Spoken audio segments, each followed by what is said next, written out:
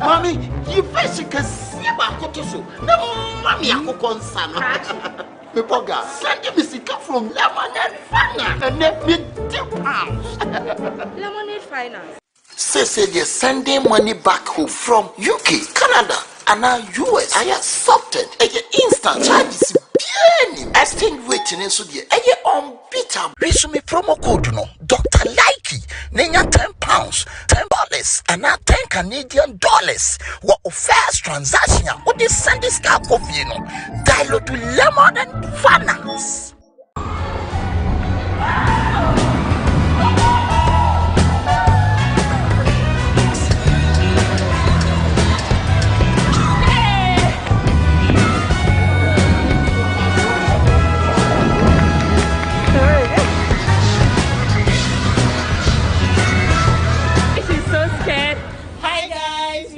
Again, Charlie. I got her today to say it. So guys, I'm currently at Bliss. So the last time I spoke to Anna, the Champo family, she did mention that there are few places that kids could have fun. But I came here yesterday and I was really impressed, knowing that it's Ghanaian owned. Yes. Tell us a little bit about Blaze and everything everyone watching this video should know. Okay, so Blaze Family Entertainment is an indoor gaming center. It has 2 sessions. That's the bowling alley and then a trampoline arena made up of 15 different games. Yeah. From slides to wall climbing, zip line, slam dunk. It is something that both adults and kids can actually partake in. People hear the name Blaze and they think it's for just kids. No. Okay. I have 60-year-olds and above actually coming in to have fun. So yesterday a place for all. Yesterday I came here with my friends today. We really had fun. Great. The one I enjoyed most was the sliding. The red one is called the Slippery Devil. The name itself connotes what it stands for. I think if you are not fit, please don't do that. And if you are not courageous and brave, yes, it's for the hard-hearted. Yeah, but it was really fun. Great. So when did it start? How did this idea come? Because this place is located in a prime area. Yes. So yeah, how were you able to put all this together? Okay, so I have a big sister. She's the main owner. Okay. One time we were sitting in the hall. She travels a lot and I don't. Okay. And we saw a YouTube video showing an indoor recreational center like that. And then we asked ourselves, why do you have to travel outside to experience something like this? So that's why we got the idea to try and bring something like that to Ghana, so that the Ghanaians who don't have the privilege to travel outside can also partake and experience in this wonderful adventure. So that's the goal behind Bliss. I can relate, because the first time I tried bowling was when I went to Singapore. Okay. And I was like, but this is something we can have in Ghana. So I'm really happy. We actually had one. That was some years back at in Labadi. Yes. Yeah, the last time I went it was not or something like that. Yeah. So.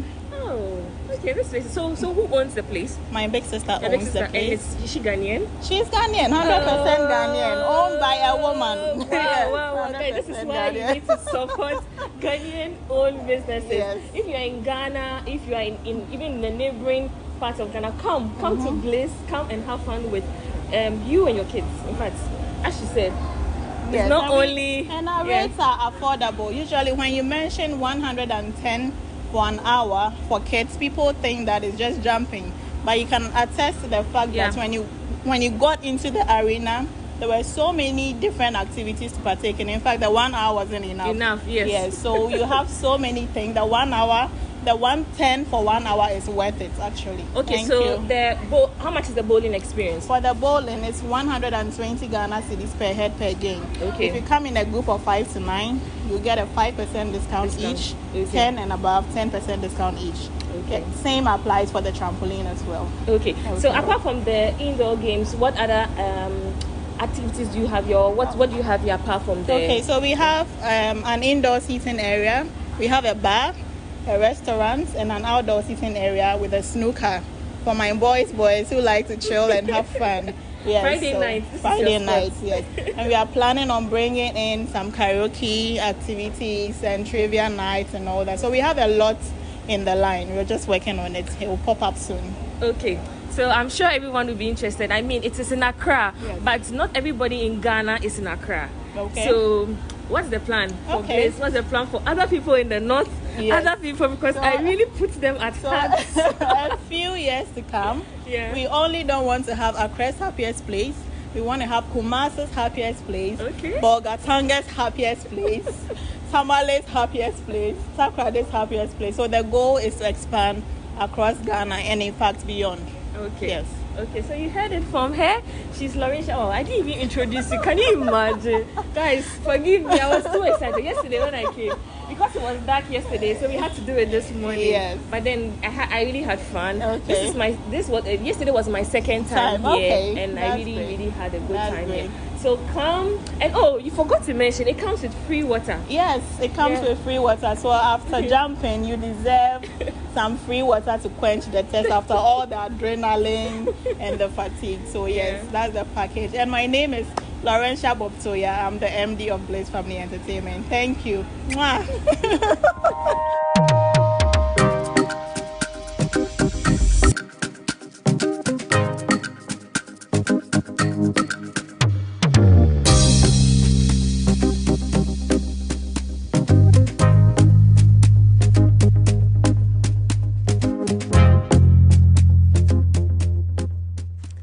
Blaze is located in Accra at the Aviation Social Center. For starts, we got a pair of socks which cost us 5 Ghana cedis each. This experience cost us 110, which is about $10 for an hour.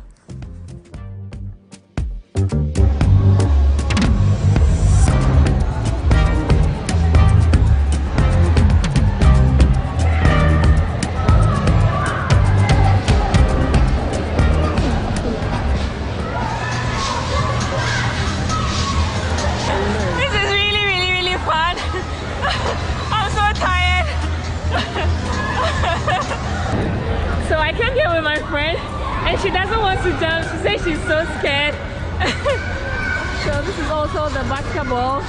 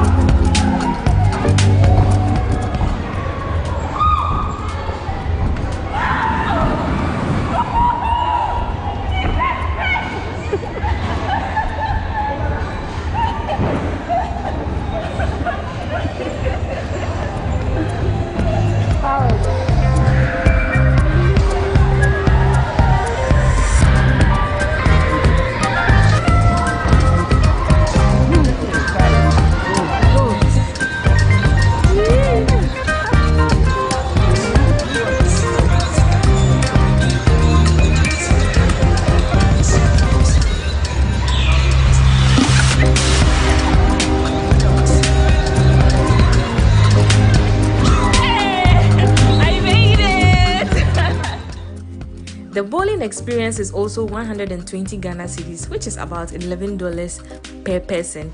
So the game is between me and her. You get a discount if you're more than 5.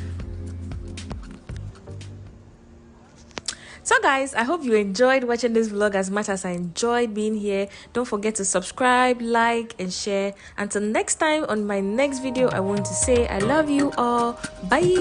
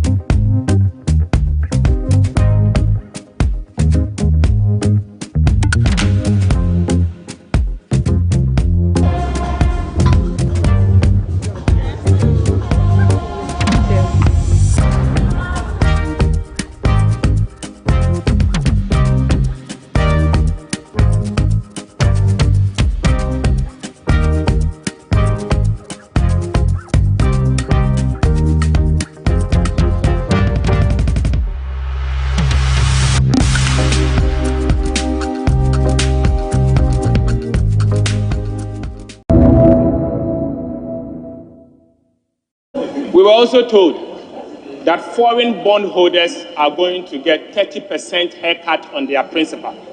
So, Speaker, and 30% on their interest. So, Speaker, I want to caution that foreign bondholders are not necessarily foreigners. They are Ghanaian banks, Ghanaian institutions, and Ghanaian businesses that have bought Ghana's Eurobond. And so, if you are treating them, treat them well. And be mindful that whatever happens in terms of the haircut you want to give to them is going to affect the economy also going forward. So, Speaker, banks will struggle under this arrangement. Businesses are going to go down, so, Speaker, and the repercussion, if care is not taken, is going to affect all of us. So, Speaker, I can see an economic tsunami. Coming. So, Speaker, the year 2023, this budget has failed to address the concerns of the ordinary Ghanaian. So, Speaker, 2023 will be disastrous. So, Speaker, what surprises me is that the government seems to put the burden sharing largely on the creditor and again on the taxpayer. But I want to find out, this government that is asking everyone to contribute, including the pension fund, including the credit unions, the rural banks, to get haircut on their interest. So, Speaker, this government is increasing expenditure by 82 billion cedis. 82. So, Speaker, from last year. So, Speaker, I want to find out what is occasioning this increase in this expenditure. So, Speaker, last year's budget, this government informed us that the total appropriation that we passed as a house was 145 billion. So, Speaker, without supplementary estimate, the minister again has said that he's going to exceed appropriations to 153 billion by the end of the year. So, Speaker, you can find this in page 187 of the budget.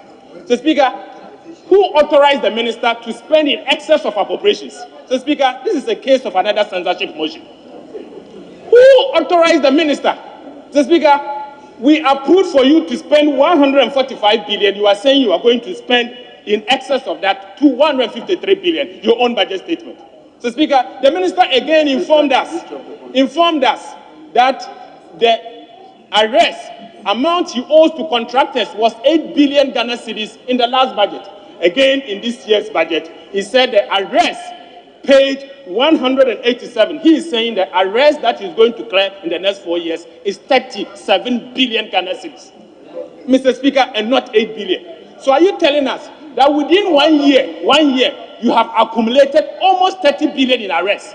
So, Speaker, I can assure you that when it comes to appropriations, all these arrest details, we will request for the details. So, Speaker, this budget is nothing to write home about. This is Kofi Okowu budget. This is a budget that is asking you to go home and die.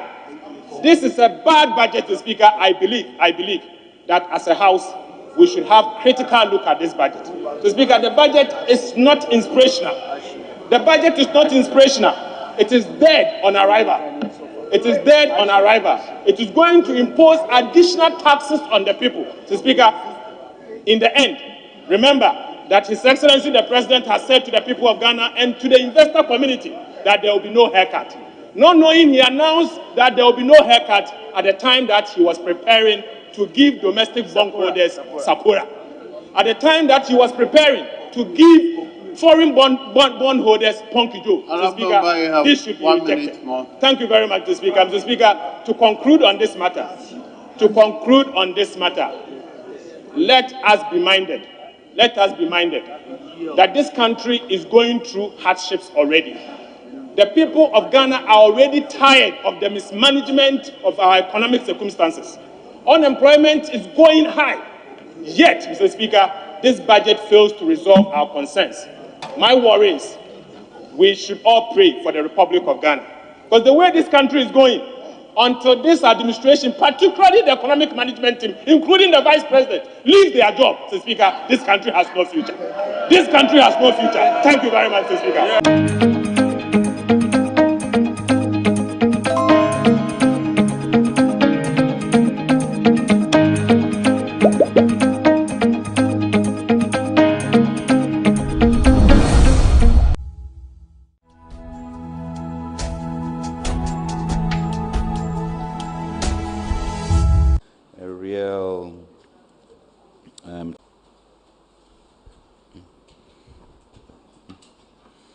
Good morning.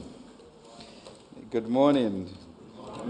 Great. Well, thank you very much, Mr. Governor, and other colleagues, Deputy Minister. Thank you, and all of the regulators. We have SCC, Reverend Daniel Obami Tete, MPRA, Tatakrofi, and I think NIC. Justice Ofori is here. So this has been a real team effort to get us to where we are this morning. So good morning to you all. As I announced in the evening of yesterday, Sunday, 4th December 2022, we are gathered here today to invite holders of domestic debt to voluntarily exchange approximately 137 billion Ghana cedis of the domestic notes and bonds of the Republic, including Estla and Dache bonds, for a package of new bonds to be issued by the Republic. The debt sustainability analysis demonstrated unequivocally that Ghana's public debt is unsustainable and that the government may not be able to fully service its debt down the road if no action is taken now. Indeed, debt servicing is now absorbing more than half of total government revenues and almost 70% of tax revenues, while our total public debt stock, including that of state-owned enterprises and all, exceeds 100% of our GDP. This is why we are today announcing the debt exchange, which will help in restoring our capacity to service debt. This is the path towards resetting the economy to a more stable one capable of addressing the development challenges of the country. The reasons are quite clear. COVID-19 pandemic, rising global food prices, rising crude oil and energy prices, and the Russia-Ukraine war adversely affected Ghana's macroeconomy with spillovers to the financial sector. The combination of adverse external shocks have exposed Ghana to a surge in inflation, a large exchange rate depreciation, and stress on the financing of the budget, which taken together have put our public debt on an unsustainable path. To address the ongoing economic crisis, the government has requested financial support from the International Monetary Fund. We expect to reach a staff-level agreement soon on an IMF program aimed at restoring macroeconomic stability and protecting the most vulnerable. To this end, as a government, we are determined to implement wide-ranging structural and fiscal reforms to restore fiscal and debt sustainability and support growth. Consistent with all the above, I announced during the budget statement presented to Parliament on November 24th that government will undertake a debt operation program. We presented to you the contours of the domestic debt exchange program yesterday. As you are aware, we established a consultative committee to work with the financial sector and incorporated their advice in our decisions. Today, we are here to officially launch Ghana's domestic debt exchange program. The objective of this program is to alleviate the debt burden in a most transparent, efficient, and expedited manner. In this context, by means of an exchange offer. The government of Ghana has been working hard to minimize the impact of the domestic debt exchange on investors holding government bonds. In particular, it does not embed any principal haircut on eligible bonds as we promise. Let me repeat this fact as plainly as I can. In this debt exchange, individuals holding domestic bonds will not lose, are not affected by the value of their investment will be retained. So let us remove any doubt and discard any speculation that the government is about to cut your retirement savings or the notional value of your investment. This is not the case. As already announced, Treasury bills are completely exempted and all holders will be paid the full value of their investment on maturity.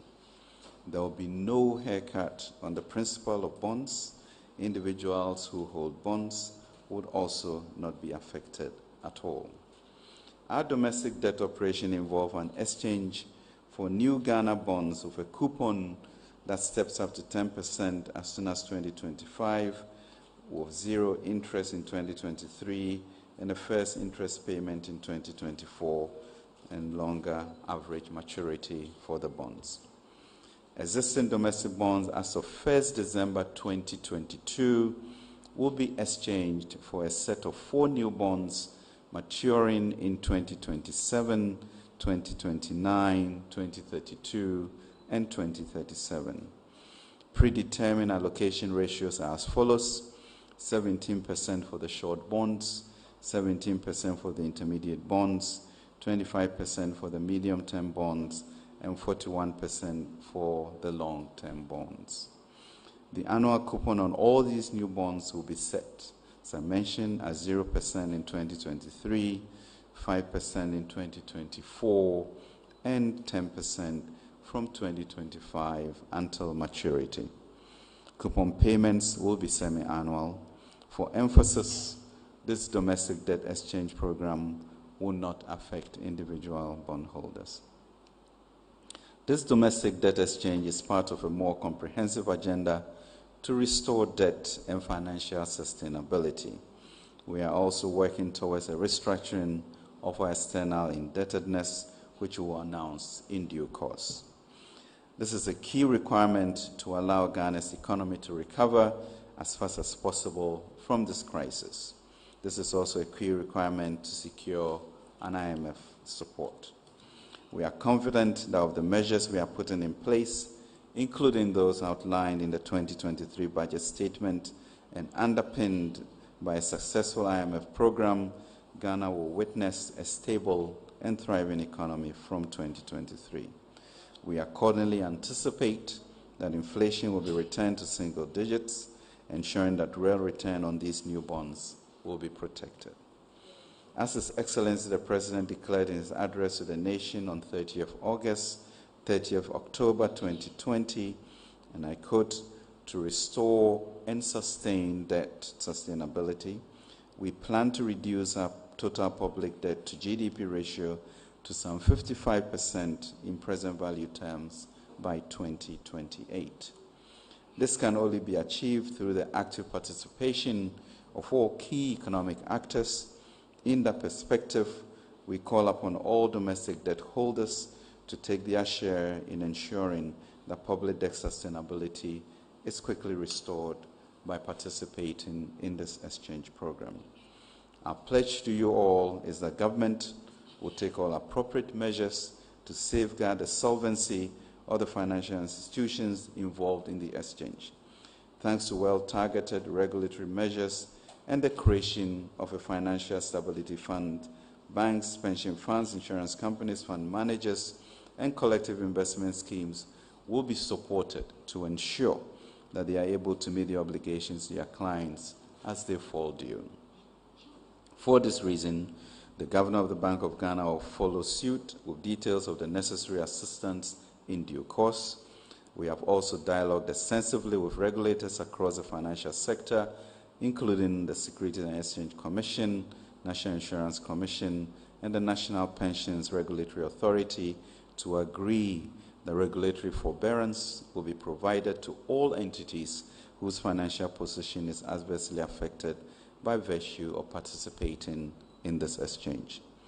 This debt exchange provides an orderly way to put our economy back on track.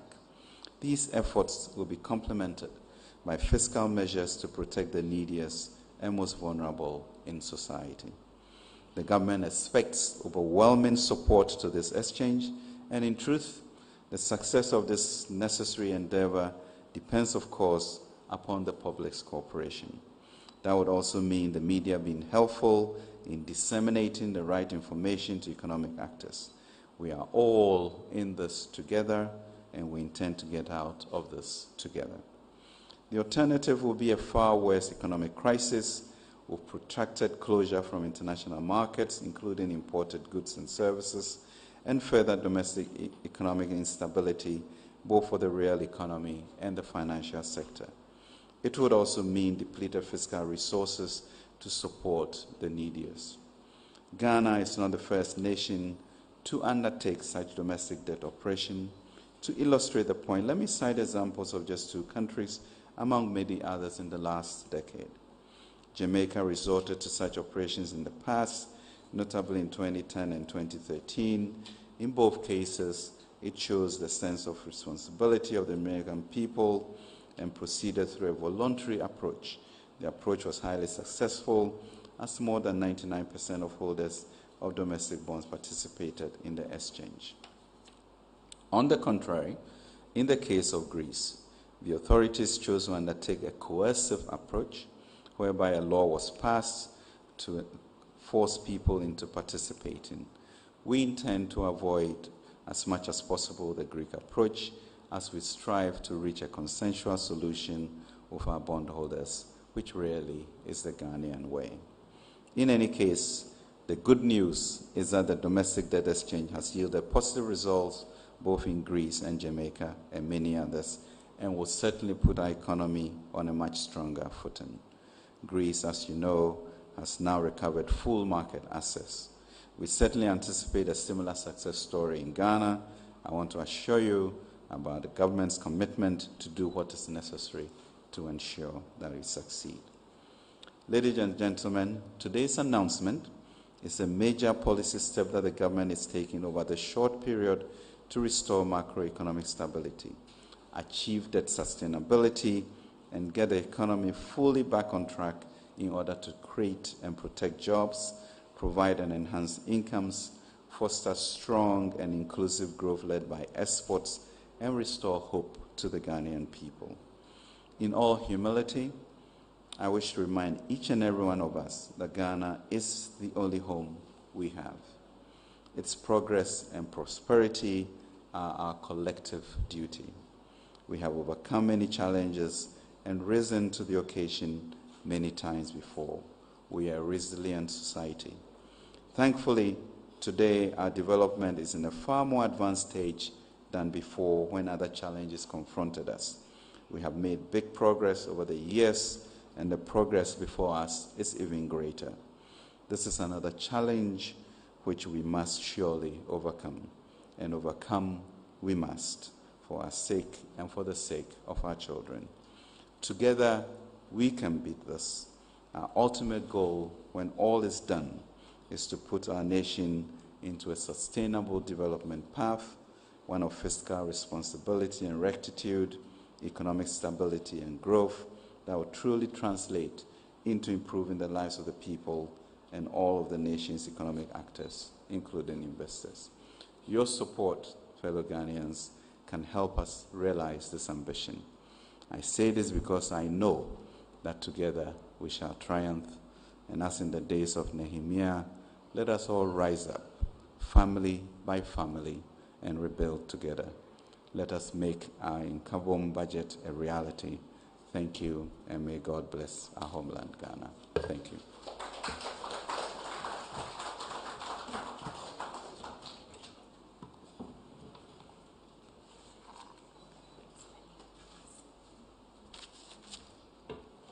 Thank you so much for the insightful remarks, Honorable Minister. If I didn't take anything with me at all, I noted that no haircut on principal of bonds. That was so refreshing to hear. And also noted that individuals who hold these bonds are fully exempt from this debt exchange program. We have a number of media houses that are covering us across the country, and I'll use this opportunity to acknowledge some of them, and as and when we get more names, we will add to the list. We are live on GTV, City TV, Metro TV, TV3, and Joy News. On Facebook, we are streaming at Ministry of Information. Kindly join us. I must acknowledge some dignitaries who have been with us that I skipped earlier. We have the Director General of the Securities and Exchange Commission, Reverend Daniel Ogbamitete, with us. We also have the First Deputy Governor of the Bank of Ghana, Dr. Maxwell Opoku-Afari, with us. Ladies and gentlemen, it's now time for questions. If you have any question, this is the best time to ask. If you show by hand, Ruth will bring the microphone to you. You mention your name, media house, and then proceed to ask your question. Okay.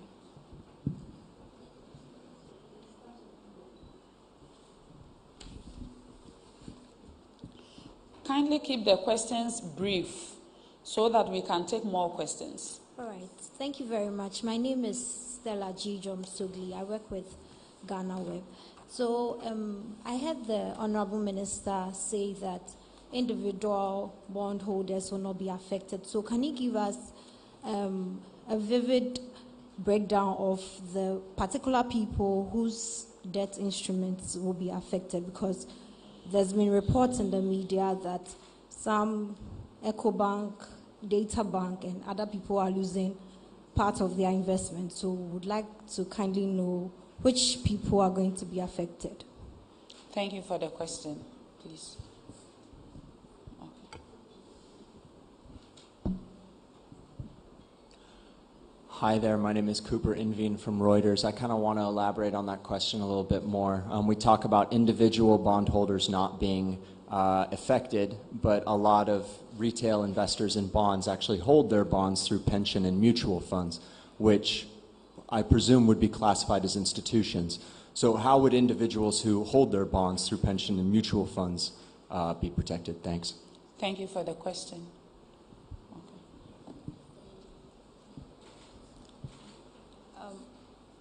My name is Esther Edu from GTV, and I would like to know if the extension in the maturity dates of the bonds will not have a devaluation effect on their investment, talking about the time value of money for the bondholders.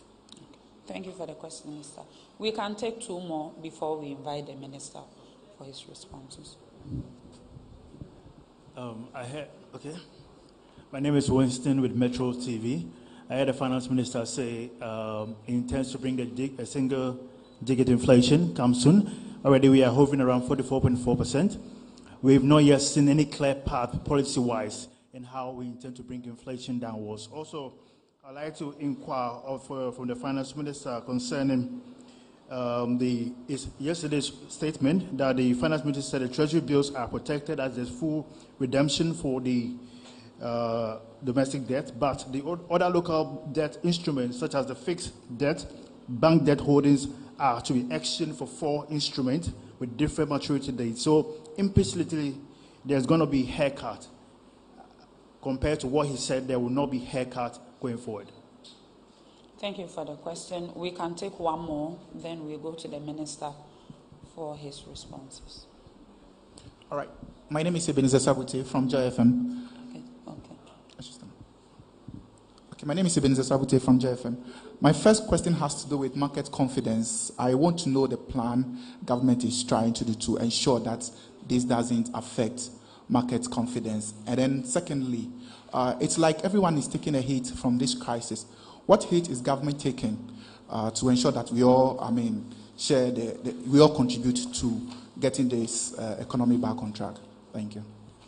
Okay, so I'll invite Mr. Akes for some of the responses that are related to debts. And if the minister wishes to respond to some other questions on policy, then he will take them.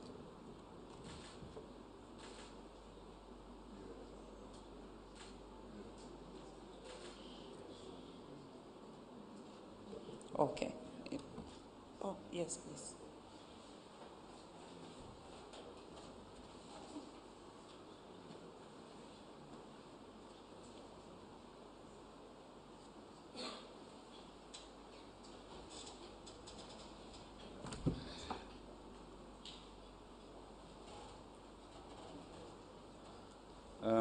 Mr. Akes is the Director of Debt, and he will be answering most of the questions. But the last question was interesting for me, the issue of market confidence. And the challenge really for us as a nation is that we are where we are. The question really is, what direction do we take? Do we take an orderly approach to it with cynicism, or a disorderly approach to allow things to just go? And I think that's deeply the question that we should ask ourselves. Where do we want our nation to go where we are at this present time? And therefore, how are we going to evangelize this message in a way that says that this is the orderly approach? We did assume an IMF program, which we successfully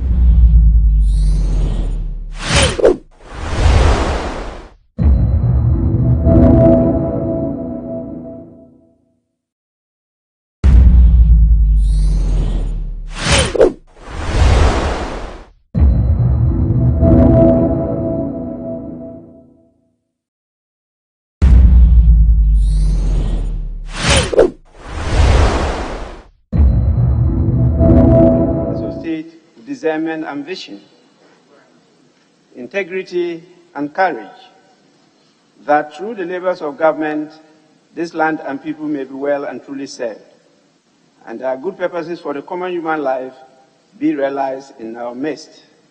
Amen. O God, grant us a vision of our country, fair as it might be, a country of righteousness, where none shall wrong his neighbor, a country of plenty, where evil and poverty shall be done away with, a country of brotherhood, where all success shall be founded on service and honor shall be given to the deserving, a country of peace, where government shall rest on the will of the people and the love for the common good. Bless the efforts of those to make this vision a living reality. Inspire and strengthen our people, that they may give time, thought, and sacrifice to speed the day of the coming beauty of Ghana and Africa. Amen.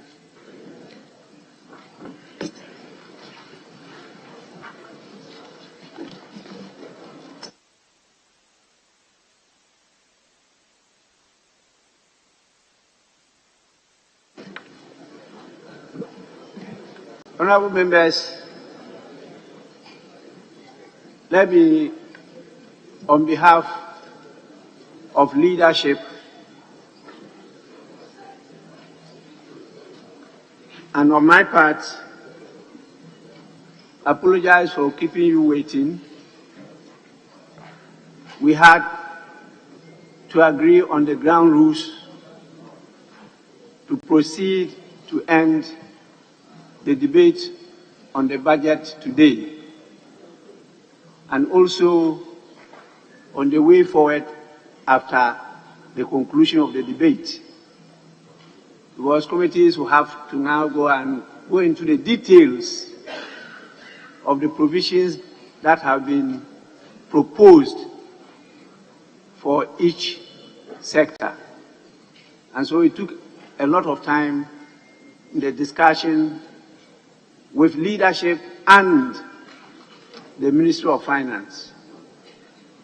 We have finally agreed that the two leaders will conclude the debate today, and I put the question. We finally agreed that each leader will be given 45 minutes. They wanted more, and we managed to lobby them to reduce to 45. I will stick to the 45, and I will make sure they don't go beyond 45 minutes each. After that, we may adjourn for committees to commence their meetings. This is why we took a lot of time in haggling over these issues, and we are starting after 12. So once again, my apologies to all of you. We are grateful for your patience, your tolerance, and for your understanding. We will move straight away to item 4, correction of votes and proceedings and official report. We start with the correction of votes and proceedings of Monday, 5th December 2022. Page 1, page 2, page 3, page 4, page 5, page 6,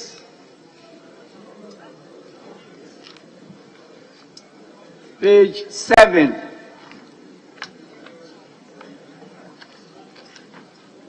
page 8,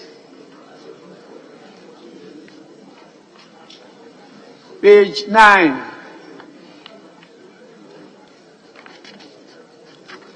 page 10,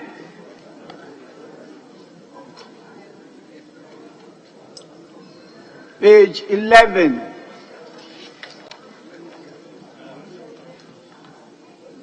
page 12, page 13,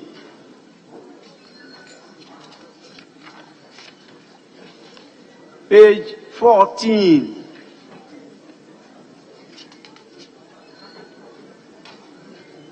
page 15,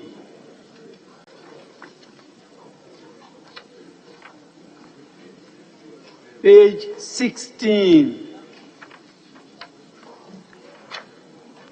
page 17, page 18,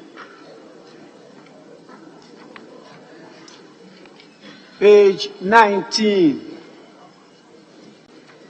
Yes, Honorable Ablakwa.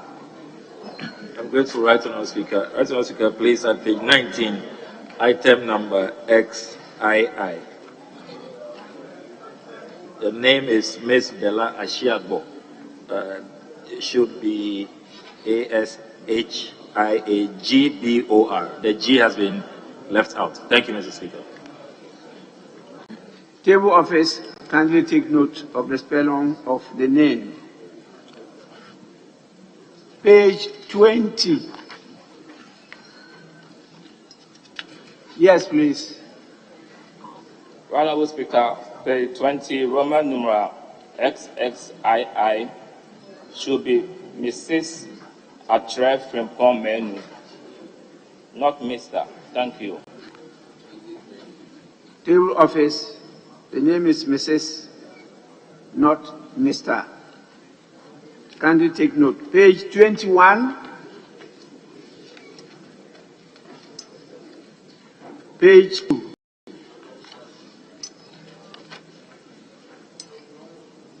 Page 23. Page 24. Page 25. Page 26. Honorable members, in the absence of any further corrections, the votes and proceedings of the 24th sitting held on Monday, 5th December 2022 are hereby adopted as a true record of proceedings. I don't have a copy of any official reports of the House, and so we move straight away to item 5, unless otherwise guided.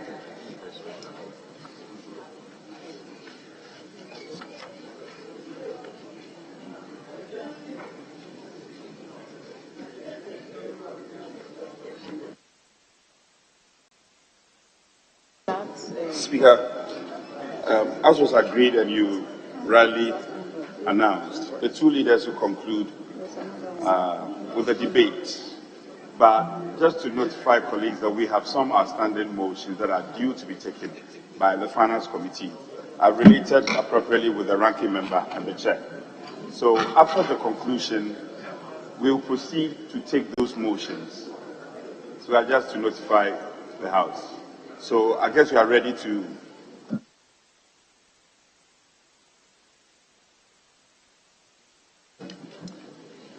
So, honorable members, we proceed to public business. At the commencement of public business, item 7, conclusion of debate. And as stated earlier on, the leaders will have their say today. We will start with the minority leader. 45 minutes.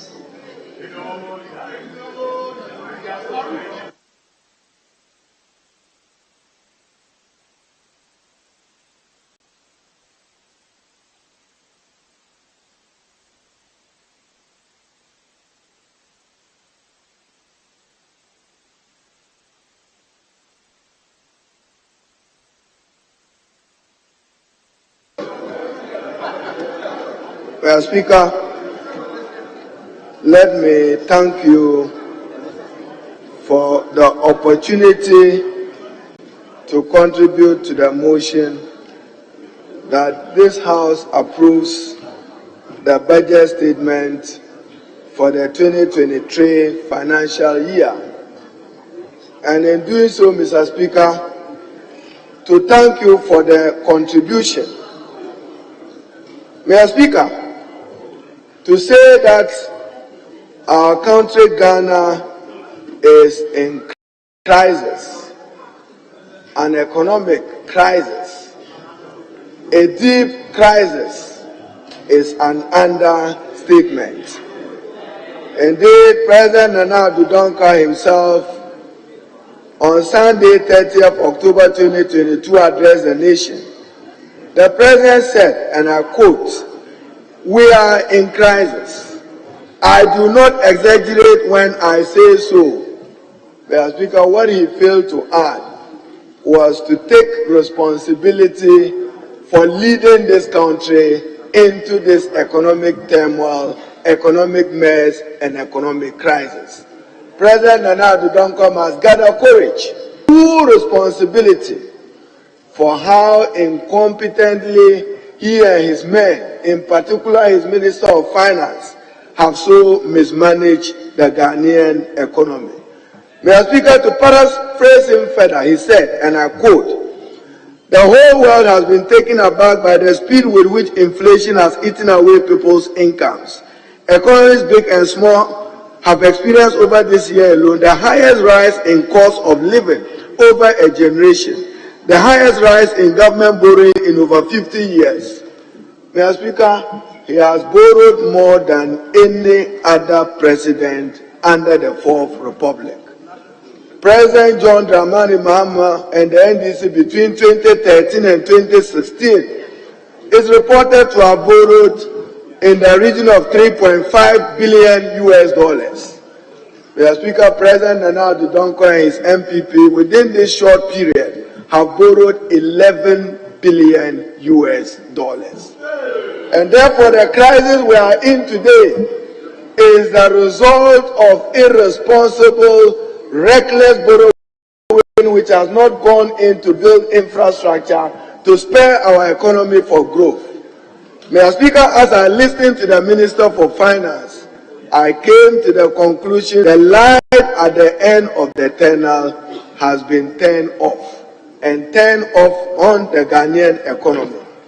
Mr. Speaker, before I go further, in this budget alone, Mr. Speaker, before they assumed the reins of power in 2017, talk is cheap. Talk is cheap. They said that when they come, they will manage this economy well. Mr. Speaker, in their 2016 manifesto, the headline was "From taxation to production." Today, from production to taxation. Talk is cheap. Minister for Finance, in your budget for 2023, you are not kind to the Ghanaian people. Not kind at all. Indeed, Mr. Speaker, Ghanaians have no Christmas and should not expect Christmas this December 2022. In this budget, Mr. Speaker, the minister is introducing 24 tax measures.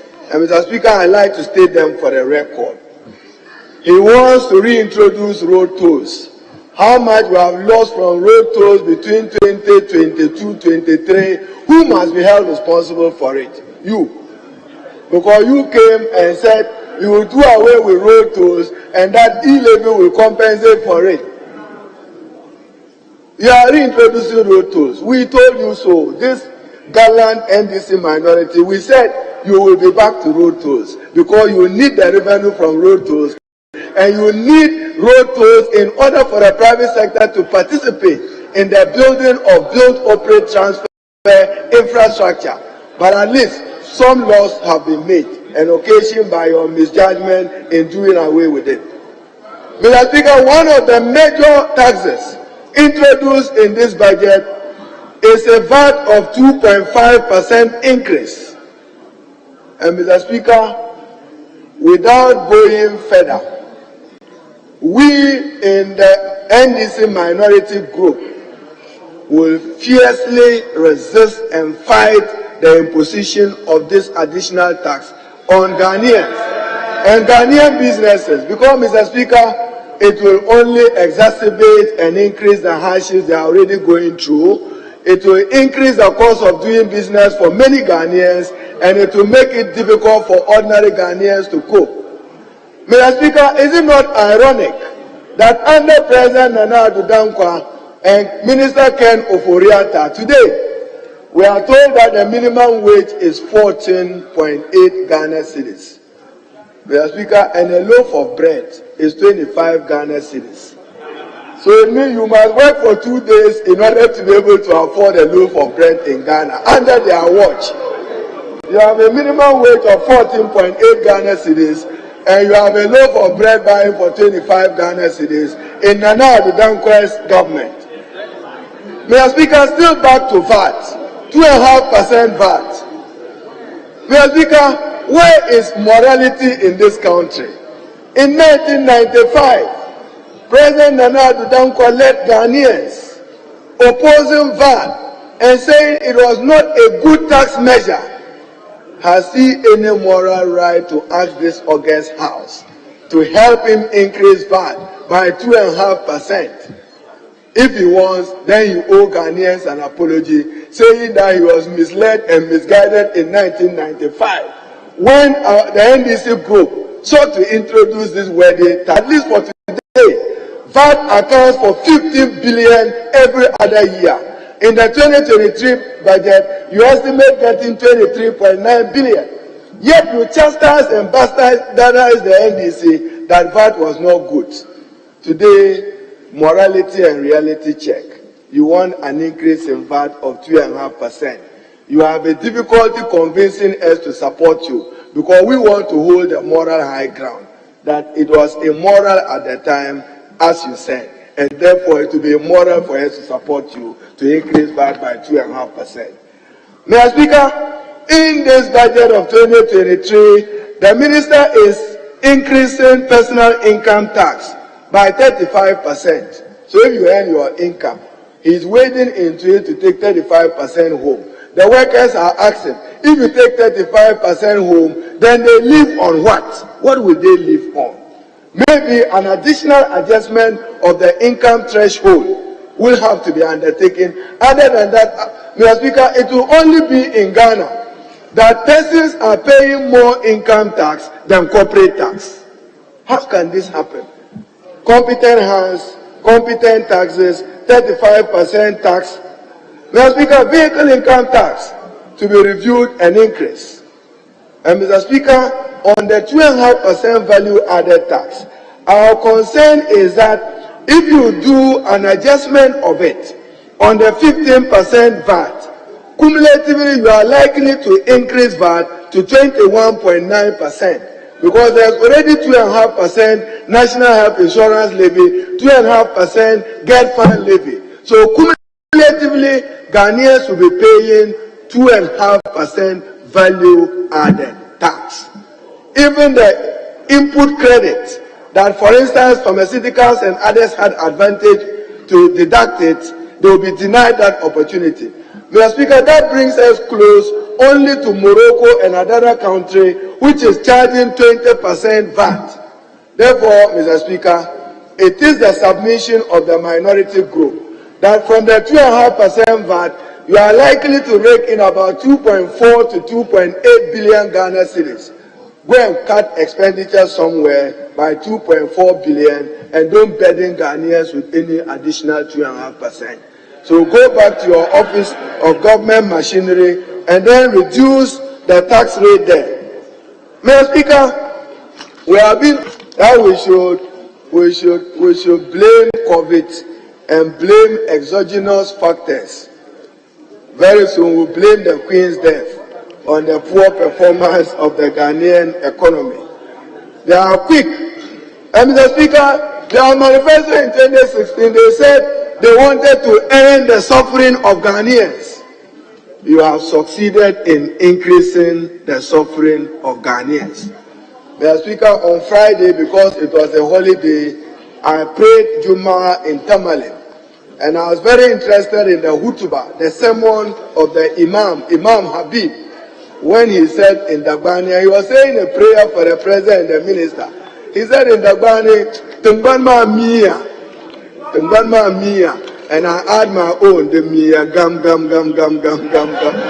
The Speaker, how I wish I could translate that in Dagari for you. But for the cheap people, it will look like Kromne Ayeshi. Mr. Speaker, the Minister of Finance is here. You have led this country onto a path of unsustainable debt. Our debt is unsustainable. And to remind you, you said so in paragraph 144 and paragraph 174 of your budget statement. Mr. Speaker, if you read from 143 to 146, where you talk about government conducted a debt sustainability analysis, our country is still not solved to evaluate the solvency and liquidity status of the country's total public debt. The results of the analysis revealed that Ghana's debt carrying capacity is rated moderate and the overall risk rating is characterized in your words, high risk of debt distress. Mr. Speaker, so who has led us there? He overborrowed and have led this country into a high debt risk country, and therefore we cannot sustain our debt. Mr. Speaker, with this, may I refer you to paragraph 127, 128, and 129 of the budget statement. And Minister, on this matter, the minority is demanding further and better particulars on the state of Ghana's indebtedness. Mr. Speaker, in paragraph 127, the Minister quote says, and I quote, Mr. Speaker, provisional debt data as at end September 2022 show a significant increase in Ghana's public debt stock, largely due to exogenous factors which have direct impact on the Ghanaian economy. But Mr. Speaker, my interest is in said, and I quote, Mr. Speaker, gross total public debt amounted to 467.3 billion. That's 48.8 billion US dollars. So, Mr. Speaker, I start to capture the paragraph 127, 128, 129. So, Mr. Speaker, I'm picking from the words of the minister, and we think that he has not reported accurately to this parliament and to the people of Ghana on our outstanding debt stock. Mr. Speaker, if you take the figure of 48.8 billion Ghana cedis, multiplied by the Bank of Ghana exchange rate today, 13.1, you don't get the number he has reported there as 467 billion, 467.3 billion. So, Mr. Speaker, there is something wrong with paragraph 128. If you have a debt quoted in US dollars of 48.8 billion, and you choose to multiply that by 9.5 Ghana cedis, you are reporting for the period September. You are not going to pay this debt in September. You'll be paying it either this December or forward-looking into January, February, into 2023. Therefore, the prevailing exchange rate to measure a real accurate public debt is a $48.8 billion multiplied by 13 Ghana cedis. I'll forgive you the point 11. So, Mr. Speaker, I'm challenging. Mr. Speaker, I'm pleading. There's too much movement. Kindly resume your seats. Yes, Minority Leader, continue. Mr. Speaker, I'm asking every member of parliament in this chamber, maybe with the exception of Mr. Speaker, to pick your phones and go to calculator column and multiply 48 US dollars times 13 Ghana cedis and ask yourself whether the minister have reported accurately to this parliament on his outstanding debt. The answer is no. And each of you, I'm happy to hear your answers, because he is using 9.5 Ghana cedis in September. No, he will not be paying the debt at the September rate. Honorable Patrick, if I ask you to mention it, they will call you names. The Honorable Esiama, have you multiplied 4.8 times 8 times 13? Mr. Speaker, that gives us the actual debt burden of our country. Over 600 billion Ghana cedis. So when you report 400 billion, you are putting this house in a difficulty as to how much we should approve for you for purpose of debt service. We need accuracy.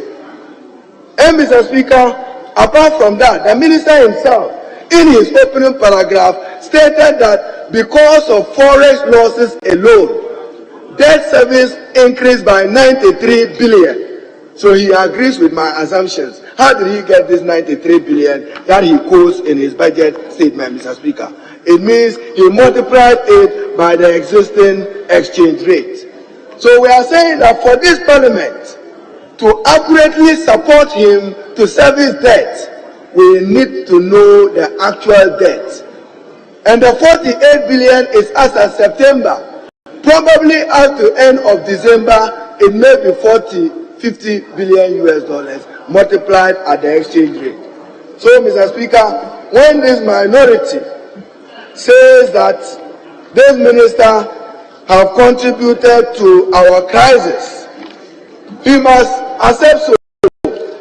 Then, Mr. Speaker, yesterday in the morning, we listened to the Minister for Finance announce to the Ghanaian public, announce to businesses and investors, and in particular our financial institutions, about called debt restructuring or debt exchange program. Mr. Speaker, he said so yesterday, 5th December. How come, Minister, to quote you, I listened to you on TV3, you stated that the contours, unquote, the contours of this debt restructuring, how come you didn't present the contours to this parliament? You ought to have presented the contours of the debt restructuring because we are the representatives of the people.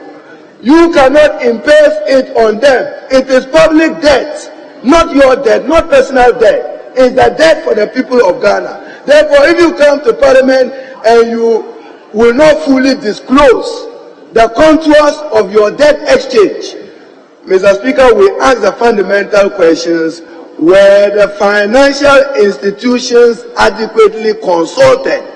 Did you get their buy-in? Did you get the buy-in of bond holders?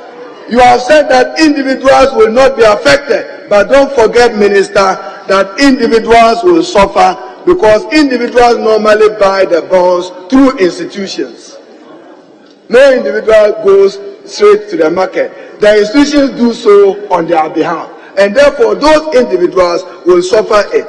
Mr. Speaker, you hinted at debt restructuring in paragraph 136 of the budget statement. The minister alluded to the decision of the rating agencies to continuously downgrade Ghana, premise on increased likelihood that Ghana will pursue a debt restructuring. Mr. Speaker, what the minister succeeded in doing yesterday was to tell the whole world and the people of Ghana that I'm in default of servicing my domestic debt, and I will soon be in default of servicing my external debt, and asking that 137 billion be ring-fenced to help him out of this imminent crisis. Mr. Speaker, the banks are saying no, because, Mr. Speaker, our pensions cannot, and Minister, we repeat that this group on this side will not accept pensions being affected by any debt restructuring effort. We cherish the old age and social security of Ghanaian pensioners, and they have every right to the benefit of their sacrifice, their savings and investment on their pensions, and therefore no haircut should be extended to affect pensions. Therefore, when you bring any specific legislation on it, we will carefully monitor to protect pensions. Mr. Speaker, even organized labor is talking about it. We want to be consistent with this matter. Isn't it strange that the details of the major policies such as debt restructuring will be missing from the budget statement? How come that you won't present this in the budget? You go conveniently to a Monday, 5th December, to announce the contours of a debt restructuring. We are the best people to interrogate what your debt restructuring contains. Mr. Speaker, he stated that this request is consistent with the terms and conditions of the IMF program. As for IMF, Mr. Speaker, we were told, and Mr. Speaker, I raised a fundamental issue that this country is at crossroads. And Mr. Speaker, the electorate and the Ghanaian public are beginning to get suspicious even of this House Parliament, that we are not doing enough, we are not promoting their interests, we are not safeguarding the interests of the electorate and the Ghanaian people, and that this Parliament have reduced itself into a clearinghouse for executive embarrassment. Mr. Speaker, we have to wake up and sit up to it under your guidance. Because the Ghanaian public is saying, even if you say Nana Akufo-Addo and Ken Ofori-Atta overborrowed, This deny complicity because under Article 181, we approve all those loans here. And therefore, Parliament must begin to be more assertive and more stronger to hold the executive and the Minister for Finance accountable to this August House. Mr. Speaker, other than that, there will be continuous erosion of public faith and public confidence in the institution of Parliament. Therefore, Mr. Speaker, the Minister for Finance will have to come back to this House. For instance, on external debt, assuming you come to share the contours with us, will it require legislation? If it requires legislation, wouldn't that offend Article 207 of the Constitution, retroactive legislation? Because, Mr. Speaker, what this minister is doing is simply breaking contracts. You are breaking contracts with people who bought domestic bonds, and you'll be breaking contracts with people who have external bonds by your default. So that means that you will have to come to Parliament for some legal backing. How are we going to give you that backing? And Mr. Speaker, as we do our arithmetic, about 60% of your borrowing are not bilateral. And therefore, if you want the debt to be sustainable, the Ghanaian financial sector, Labour, TUC, and this minority group, we are saying no to your debt restructuring initiative. And we are saying that consult more, engage more, involve external creditors more, get their buy-in more, and come to this August House for us to analyze. Because we believe that you may have to come under Article 1815 of the Constitution. Many of them will constitute international economic transactions. And many of them, when you came to this House, we gave you approval of the loans pursuant to Article 181 of the Constitution, which emphasizes the terms and conditions of the loans. Any breach, any changes to the terms and conditions amounts to a breach of the provisions of our Constitution. Therefore, Mr. Speaker, I needn't talk about how much inflation is eating the real income of Ghanaians. I needn't talk about how much the depreciation of the cedi, almost over 50% in the last 1 year. But Mr. Speaker, what that means for businesses is a lot. And therefore, many businesses are laying off workers because they simply cannot function. Mr. Speaker, this morning, whilst we finished conclave with you, I was invited on your behalf to receive a petition from Single Man Contractors Association, SMCA. They say they number about 3,600 contractors. They do the grass cutting and the weed by the roadside. Just this morning, they say they have not been paid since 2019. 19 unpaid, 2020 unpaid, 21 unpaid, 22 unpaid. How do you expect single main contractors to survive? In fact, one of them added to the hearing of the Honorable Habib that many of them are dying. So, Mr. Speaker, the Minister for Finance knows that he owes contractors. He owes road contractors. He owes suppliers. He owes statutory funds. He must honor his obligations, particularly to the contractor.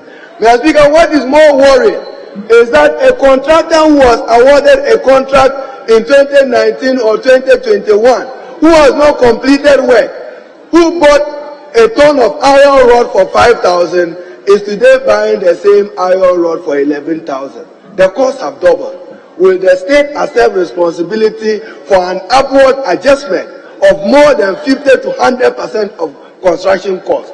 The danger, Mr. Speaker, that poses is that many of the projects that were initiated will remain uncompleted in the coming years, and the money so far spent on them will be wasteful. It means they won't get money to go back to site to be able to complete their jobs. You cannot blame them because you have not paid those contractors. Mr. Speaker, let me now come to a matter which is of interest to me in my previous role as Minister for Employment and Labour. And Mr. Speaker, it's about the compensation budget in this 2023 budget estimates. You are negotiating. Your negotiation with organized labor, public sector workers is inconclusive. They have put on the table 65%. You are still hovering around 18%. Mr. Speaker, best practice everywhere in the world is for you to use inflation, the average rate of it in a year, to compute how much compensation adjustment you can make. Now, assuming that you are able to give labor 20%, it is just 50% of the rate of inflation.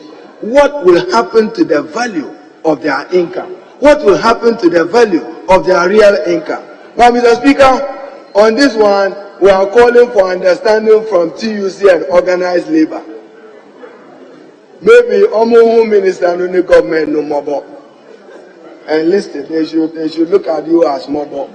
But, Mr. Speaker, I'm saying that the minimum wage today is 14.8 Ghana cedis. A loaf of bread is 25 Ghana cedis. So you have to work for 2 days to be able to afford a loaf of bread. Mr. Speaker, all in the name of competent managers of the economy. This is where you have taken the Ghanaian economy to. Mr. Speaker, our fear is that into 2023, government must do everything possible to keep the industrial peace and harmony of our country by honoring aspects or some of the demands of organized labor, including it. Mr. Speaker, in this room, on health, we're here when the President, as part of his Sunday COVID speeches, promised that he was going to build 111 hospitals, referred to as Agenda 111, in 101 districts, 7 regional hospitals, 3 psychiatric hospitals.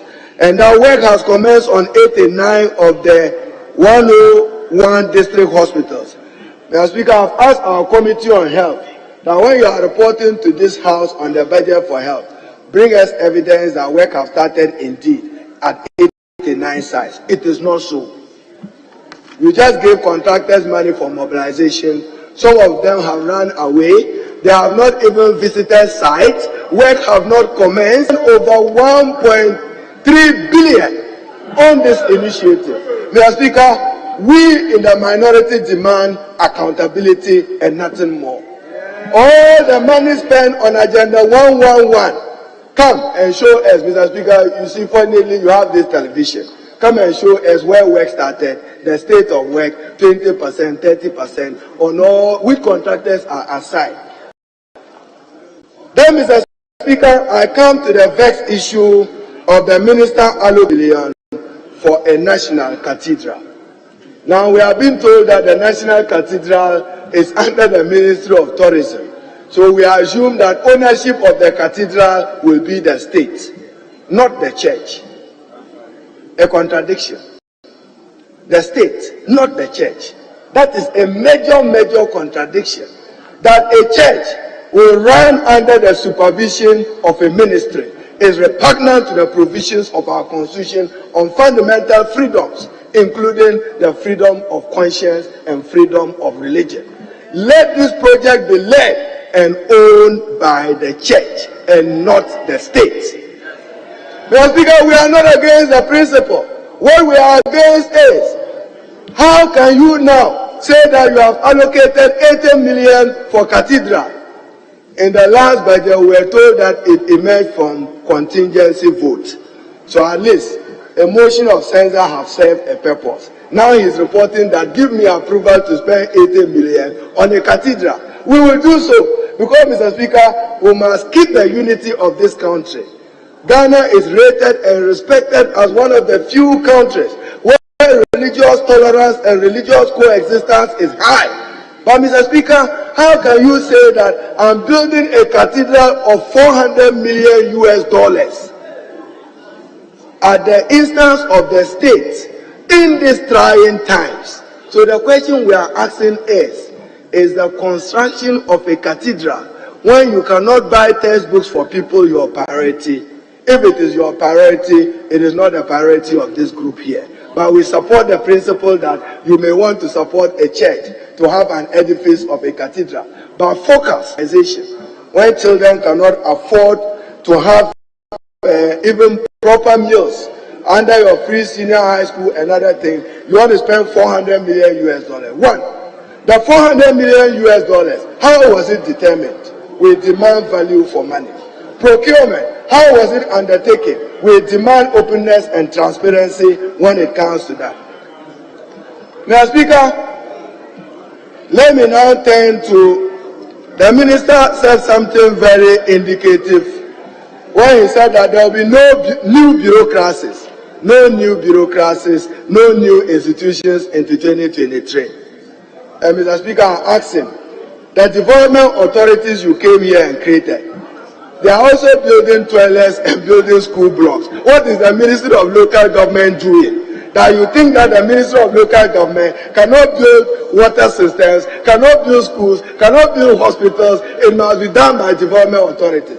So, Mr. Speaker, it is the contention of this size of the House that President Nana Addo Dankwa Akufo-Addo must take the moral high to reduce the size of government. And he must collapse many of these institutions into their mother ministries. All the development authorities can run under the Ministry of Local Government. The Ministry of Fisheries and Aquaculture can run under the Ministry for Agriculture. The Ministry for Aviation and under the Ministry of Transport. Let him reduce the size of government and make savings for the Ghanaian people.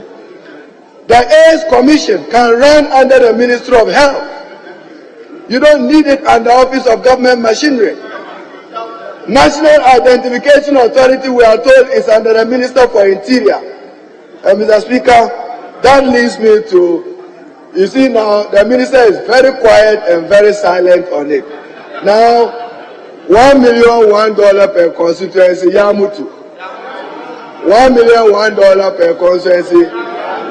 Where is it? You promised the people of Ghana that in every year, you know why he has run away from $1 million one constituency? Because the depreciation of the cedi imposes more burden financially on him to honor that promise.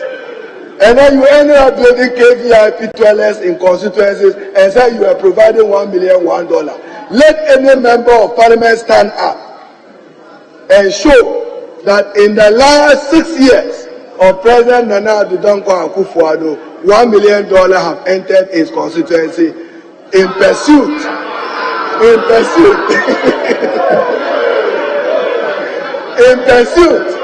of the Infrastructure for Development Initiative. Obiamua, the media, you are invited to join me to visit his constituency. We will visit those things. Mr. Speaker, what remains ironical and probably paradoxical for many Ghanaians is now the promise by President Nana Addo Dankwa and his Minister of Finance that give me 2.5 years, I'll do better. What did you do with 6 years? That you now want us to give you do better. What did you do with your 6 years? And you want us to believe you, Mr. Speaker.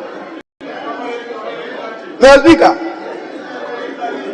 Speaker, then I come to the matter of e-levy. Our position on e-levy remains unchanged. We said that it was a disincentive to our quest to build a cashless economy. We should take advantage of ICT and mobile infrastructure to accelerate our development and to mainstream ICT in all aspects of our national life. Mr. Speaker, they are talking about bringing the e-levy threshold from 1.5% to 1% with no exemptions, and they still care for ordinary people. We don't support it, but it brings you some revenue. So at least provide for a threshold of 300 Ghana cedis for ordinary people.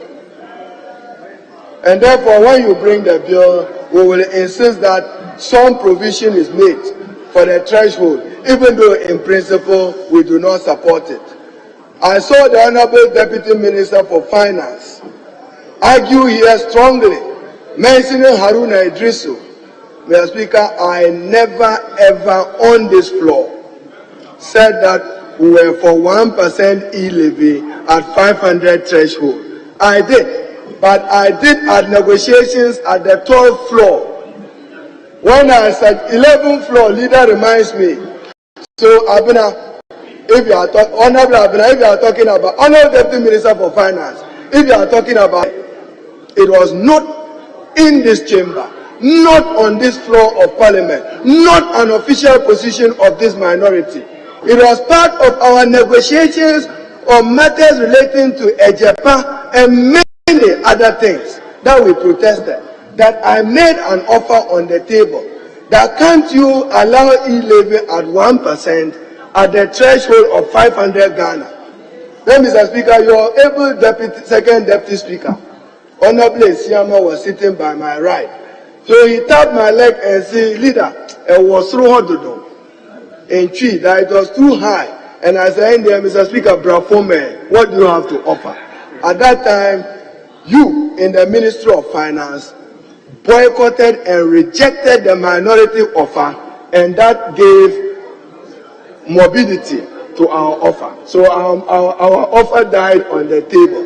So to turn around and want to blame this minority for your failing e-levy, Minister, take responsibility. E-levy, you got your projections wrong. And don't blame this poor minority. You got it wrong. You even projected 6.9 billion as outcome for e-levy. You are in the region of 500 million.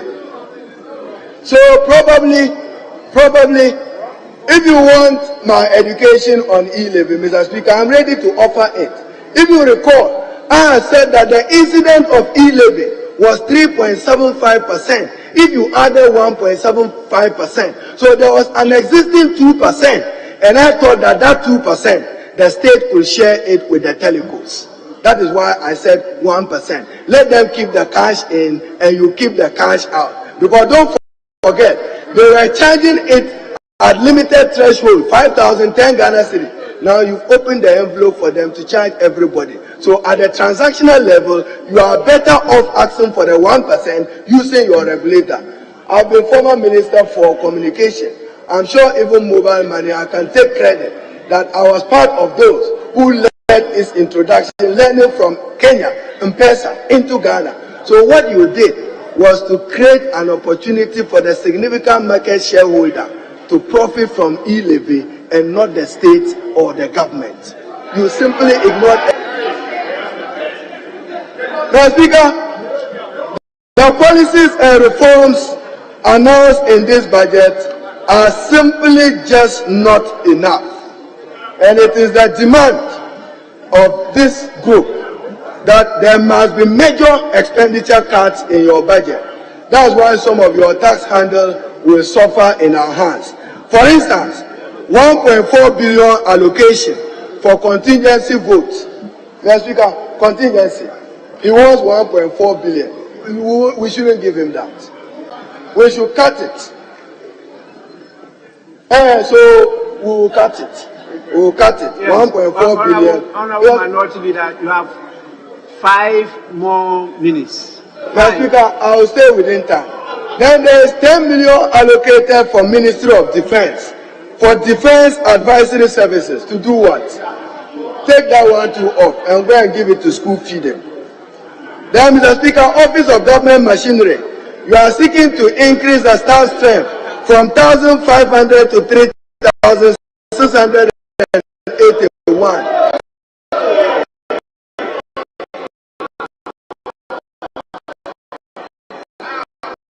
You are ballooning and wanting to blow the numbers at the Flagstaff House. Honorable Deputy Minister for Finance, go to page 230 of your budget statement. I brilliantly enjoyed the budget debates. And the Honorable Atachia, Chairman of the Energy Committee, was emphatic. I want to remind you today that that emphasis you place is a projection into the future and will hold the minister and you accountable. You said that it's 12 billion US dollars. So, December 31st, 2023, Mr. Speaker, we will ask the minister to account to us the savings of 12 billion US dollars of payments to IPPs. We will achieve. It is a projection into the future. But we are saying that independent power producers whose contracts have expired, why do you want to negotiate with them? The contract have expired. Leave it there. Why do you want to renegotiate with them? Then, Mr. Speaker, I cannot conclude without raising the vexed issue of the Bank of Ghana financing government. Is reported in this budget 33 billion, is reported to increase to 41 billion by end of year. Minister, that offense of the Bank of Ghana Act 2002, Act 612, as amended, you are supposed to get financing of up to 5% of previous government revenue. So if you go and take 19 billion from Bank of Ghana, 24 billion from Bank of Ghana, you are in breach of the law. And we are inviting you to come back to Parliament. We can say with the governor to regularize that expenditure. That is not acceptable. And you are better managers of the economy. We didn't borrow this excessively from Bank of Ghana. If President Mahama and the NDC did as he then was, would have been better off in delivering more infrastructure to you, like we did with Terminal 3.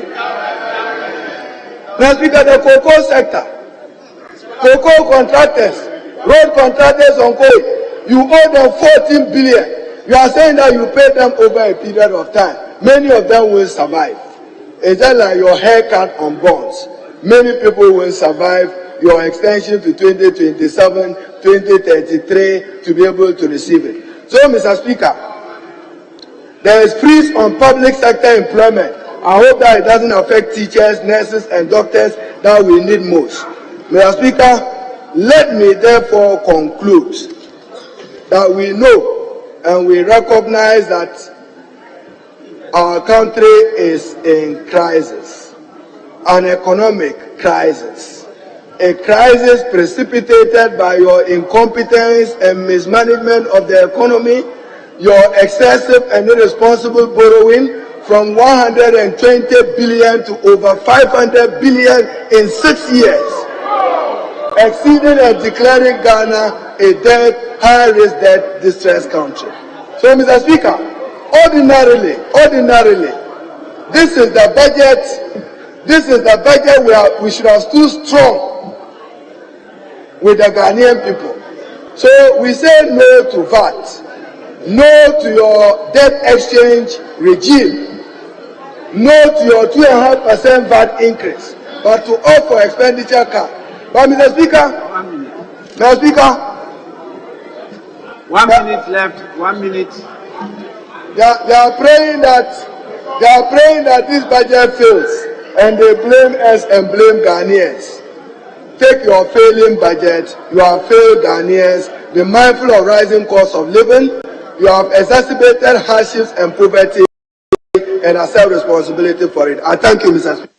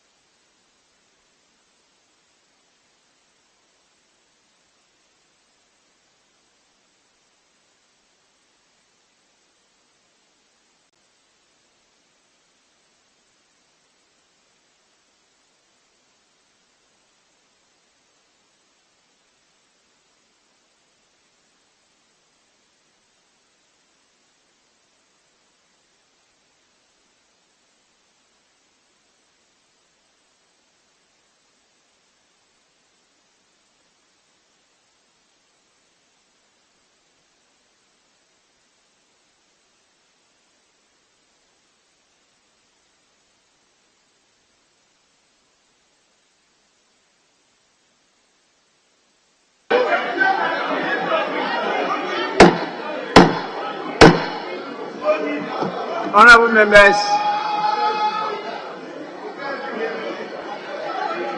members, it's now the turn of the majority leader.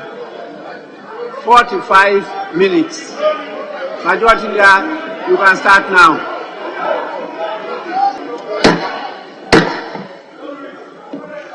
Mr. Speaker, just to entreat my colleagues to bear with me, I'm not in the best of shapes this morning, so to plead with them to bear with me.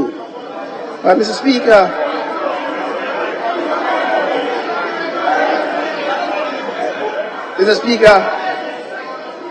just to begin with a response to all what my colleague has said. He says to us, the NDC are better managers of the economy. The Speaker, just to tell him about the adage, the Akan adage, which runs, Yaria, a ball, Kokosechi, a man, Tihutu, a ball, Kwakwa, the beer, and get a slave. The Speaker, it translates that the sickness that befell the vulture, which culminated in the hair loss, if it had afflicted the crow would have been buried. The Speaker, the minority leader has asserted that government's debt situation now is the worst ever. Speaker, again, patented untruth. In 2000, the debt to GDP was 140%. 2000. Go and check your 2001 budget statement. Mr. Speaker, talk to facts. Mr. Speaker, ours is globally induced. Never in our history have we had this downscaling of productivity, no thanks to COVID. Mr. Speaker, in 2000, the debt stock of this country was 9.2 billion. At the time the NDC was leaving, it had grown to 122 billion. Yes, Mr. Speaker, the percentage increase that happened to our debt stock at the instance of the NDC was 1,229%. We have the courage to talk to debt stock in this country. The Speaker, the debt stock, yes, 450 billion, yes, but the increase is 268%, as against your 1,229%. You have the courage to talk to management of the economy. Mr. Speaker, my colleague spoke eloquently about challenging the 2.5% increase in the VAT. That is an issue that he has raised. But as we all do know, and he himself ended on that note, that the economy is not in the best of shapes. And yet we need to continue the development of roads. About 25% of questions that are asked in this chamber relate to roads. Some roads have been begun, and the intent is to ensure that they don't deteriorate. They are not left unattended to. So the 2.5% increase in the VAT, you have been told, primarily is going to be used for road construction. If you don't want your roads to be constructed, tell us that you don't want your roads to be constructed. Mr. Speaker, the rate of the dollar, 2009, 1 cedi, 10 pesos, to $1. 2016, it had escalated to 4 cedis, 35 pesos. The increase was 300%. Today, yes, it's gone bad, but the increase from 4.35 to 13.5% that we're experiencing now is 220%. Again, Mr. Speaker, speak to the truth. In spite of the unprecedented shocks, both internal and external, head to head, the MPP has proven to be better managers of this economy. The evidence is clear. The evidence is clear. Mr. Speaker, just to thank you very much for the opportunity to once again conclude on the debate on the budget statement and economic policy of Government of Ghana for the 2023 financial year, which was presented to Parliament on Thursday, the 24th of November, 2022, by Mr. Ken Ofori-Atta, the Minister responsible for Finance. Mr. Speaker, but before I proceed, I guess it's important to quickly respond to a paramount matter raised by the minority leader on the very day of the presentation of the budget. Mr. Speaker, that matter was reiterated by the spokesperson on finance for the minority. It has to do with the absence from Parliament that day, and a meal was made of it. Except, of course, the meal was very unwholesome. But they persisted in serving the unwholesome meal to Ghanaians. The Constitution provides in Article 179, Clause 1, and I quote, "The President shall cause to be prepared and laid before Parliament at least 1 month before the end of the year estimates of revenues and expenditure of the Government of Ghana for the following financial year." The President causes the budget to be prepared. He doesn't do the preparation himself. And again, the President causes it to be laid in the House. He doesn't do it himself. The Speaker, in the lead up to the presentation, the preparation and indeed the presentation of the budget, the President was outside this country. The Vice President had assumed the office of the President as the acting President, and he couldn't therefore have accompanied the Finance Minister to this chamber. Mr. Speaker, this really is fundamental, and I thought our colleagues would appreciate this. But as usual, they wouldn't understand, and they will inflict their own influence on Ghanaians. Mr. Speaker, increasingly these days, when the minority group discuss the current economic challenges, they are always quick to tag along the Vice President as the chairman of the economic management team of the cabinet. Mr. Speaker, the President Mills, after 2011, the economy experienced a downswing. GDP growth rate declined from 14.4 in 2010 to 9.5% in 2011. President Mahama was the Vice President, he was the chairman of the team. Into 2012, GDP swung down again. Mr. Speaker, the Vice President was the chairman of the economic management team. Nobody roped him in. The reason is that the Finance Minister does the preparation, manages the economy for and on behalf of the President, not the Vice President. Mr. Speaker, in the cabinet setup, the committee systems, the Vice President is not the chairman of the economic committee. My colleague knows that. Vice Presidents have never been. And yet, within the cabinet setup, in fact, I should tell you that the economic management team has no constitutional basis in the system. So when people talk about this, it is because they just want to give the Vice President a bad name, like the proverbial dog, and hang it. Mr. Speaker, and I'll come to that. And then we had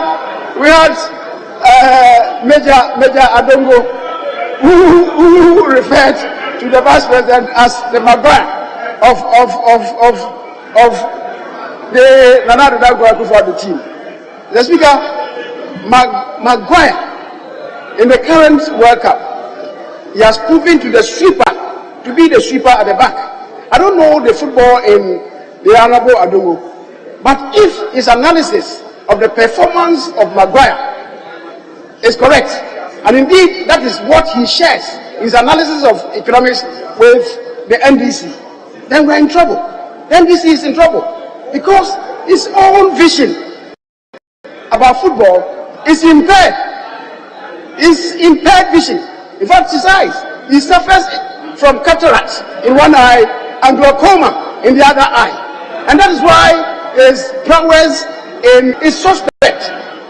Mr. Speaker, so we should be careful that we don't allow people with no track record to lead you astray. Mr. Speaker, so why this spirited heavens must come down, descend on the Vice President?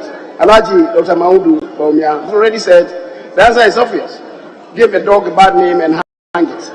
The lion must be tamed by all means, fair or foul, more foul than fair. KK Kabobo was very right when he said in the system, Onyamia Humo, NDC, Onyamia Humo.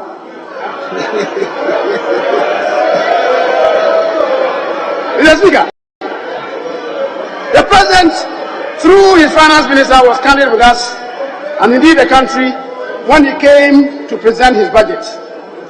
Mr. Speaker, the finance minister was candid with the country that the budget had been prepared amidst a highly uncertain economic environment, including, and he mentioned, and I quote, rapidly deteriorating global economic conditions, challenging domestic environment characterized by high exchange rates, depreciation, high inflation, high interest rates, unsustainable debt burden, significant fiscal stress, and external sector shocks. Continuing, the minister said, and I'm quoting again, the budget was prepared additionally within the context of 1, ongoing IMF program negotiations, and 2, debt treatment as part of measures to restore debt sustainability. He also updated this country on the IMF program and debt operations.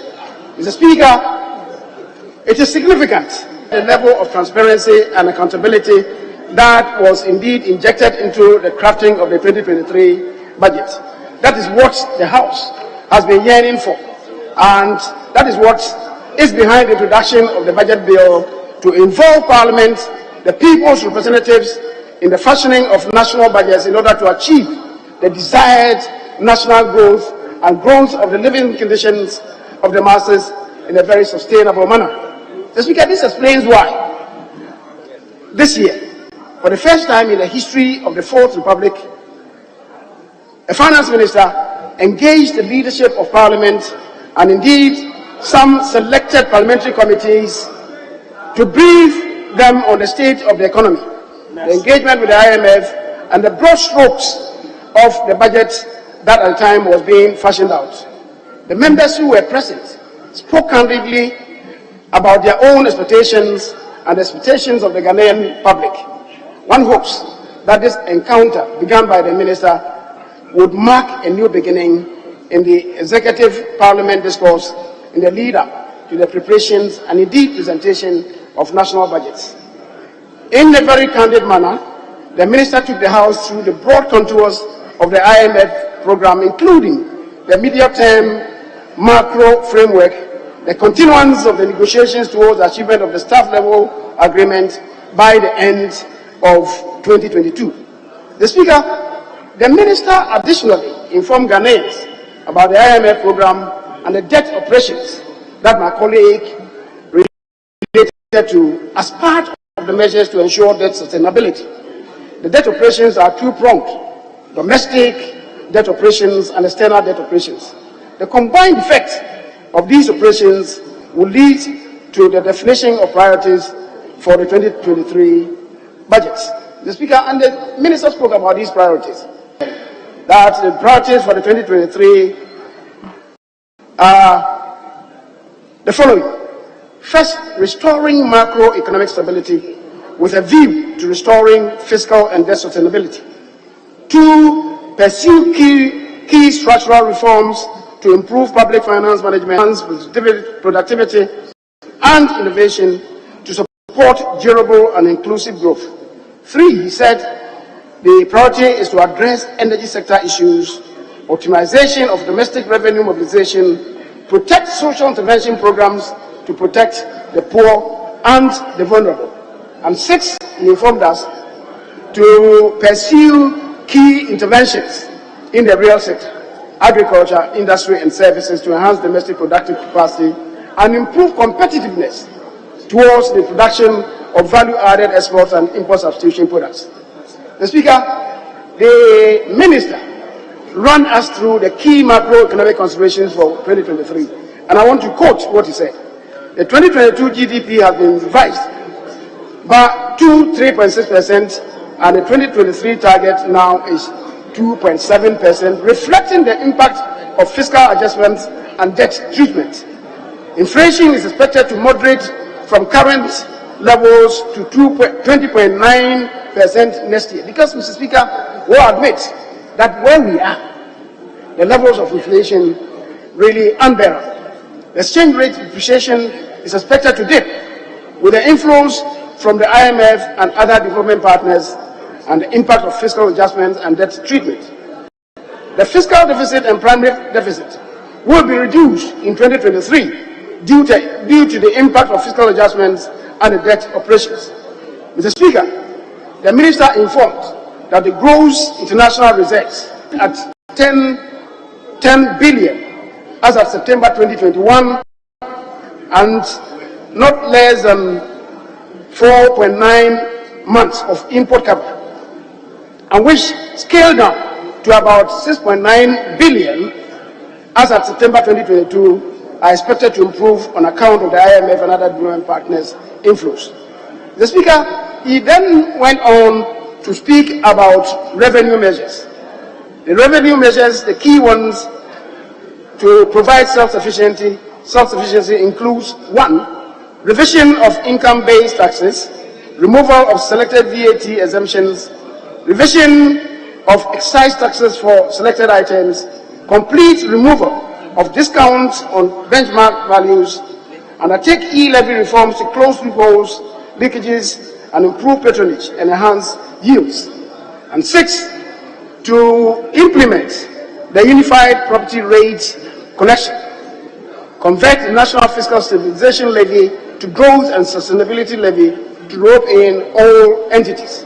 8, to scale up the implementation of VAT e-invoicing system, that is the digitalization system to enhance compliance. The e-levy reformation to yield additional revenue, and 10, finally, to increase the VAT rate from 12.5 to 14.5, from 12.5 to 14.5%. The Speaker, growing up, the local councils at the time had a way to collect property rates, and the House was paid. The 2020 population ANHOC census revealed that there are 8.5 million houses in Ghana. If on the average house pays 500 cedis per year, the equivalent of about $35, the revenue yield will be up to 4.25 billion. Mr. Speaker, if the average is 1,500, that's the equivalent of, if the average is 750, that's the equivalent of $50, it will yield an amount of 6.375 billion. And if the average is 1,000, it will yield about 8.5 billion Ghana cedis. Mr. Speaker, property, as we know, is assessed by its location, its closeness to the city center, the class of the community where it is, and hence the cost of the land, the services provided, including roads, water, electricity, telephone, and now internet services, the design of the property, the integrity of the structure, etc. The Speaker, we have been told just 4 days ago that Accra is rated the 9th richest city in Africa. Their houses in Accra here, which will go for nothing less than about $4 million, or the equivalent of about 50 million Ghana cedis. Such property could attract a rate of not less than 20,000 per year. That's about 1,300, the equivalent of $1,300. The district assemblies would have resources to develop their districts if indeed we go on this trajectory.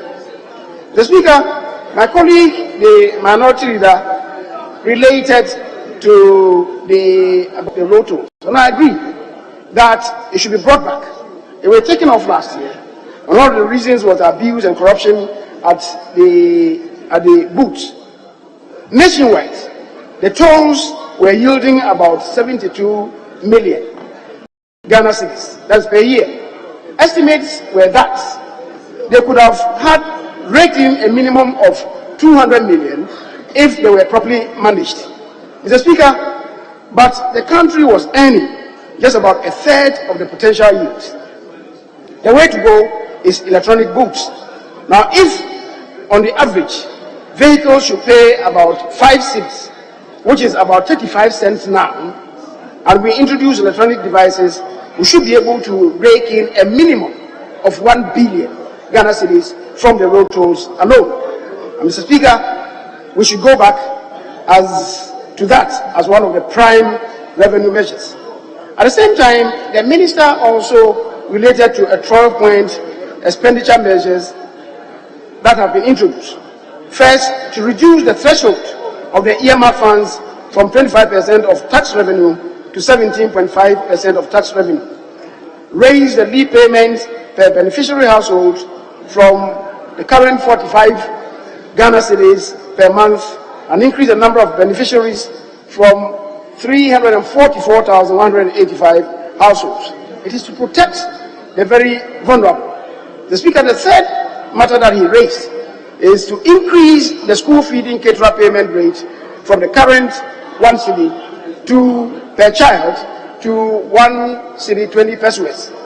How I wish that perhaps we could increase it to at least 130 or 1 cedi 40 pesos or 1 cedi 50 pesos.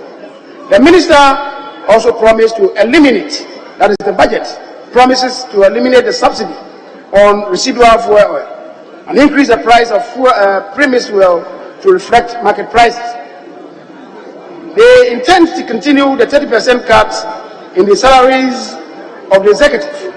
I know these are challenging times for us, Mr. Speaker, and I know the demand on members of parliament to effect payments to the vulnerable in their constituencies has gone up significantly, perhaps about 100%. But Mr. Speaker, perhaps as members of parliament, just as the executives have done, maybe we could also, even though there are difficult periods for all of us, we could also utilize the opportunity and also show some example by sacrificing anything between 10 and 15% of our salaries to demonstrate to fellow Ghanaians that we are with them in these difficult moments.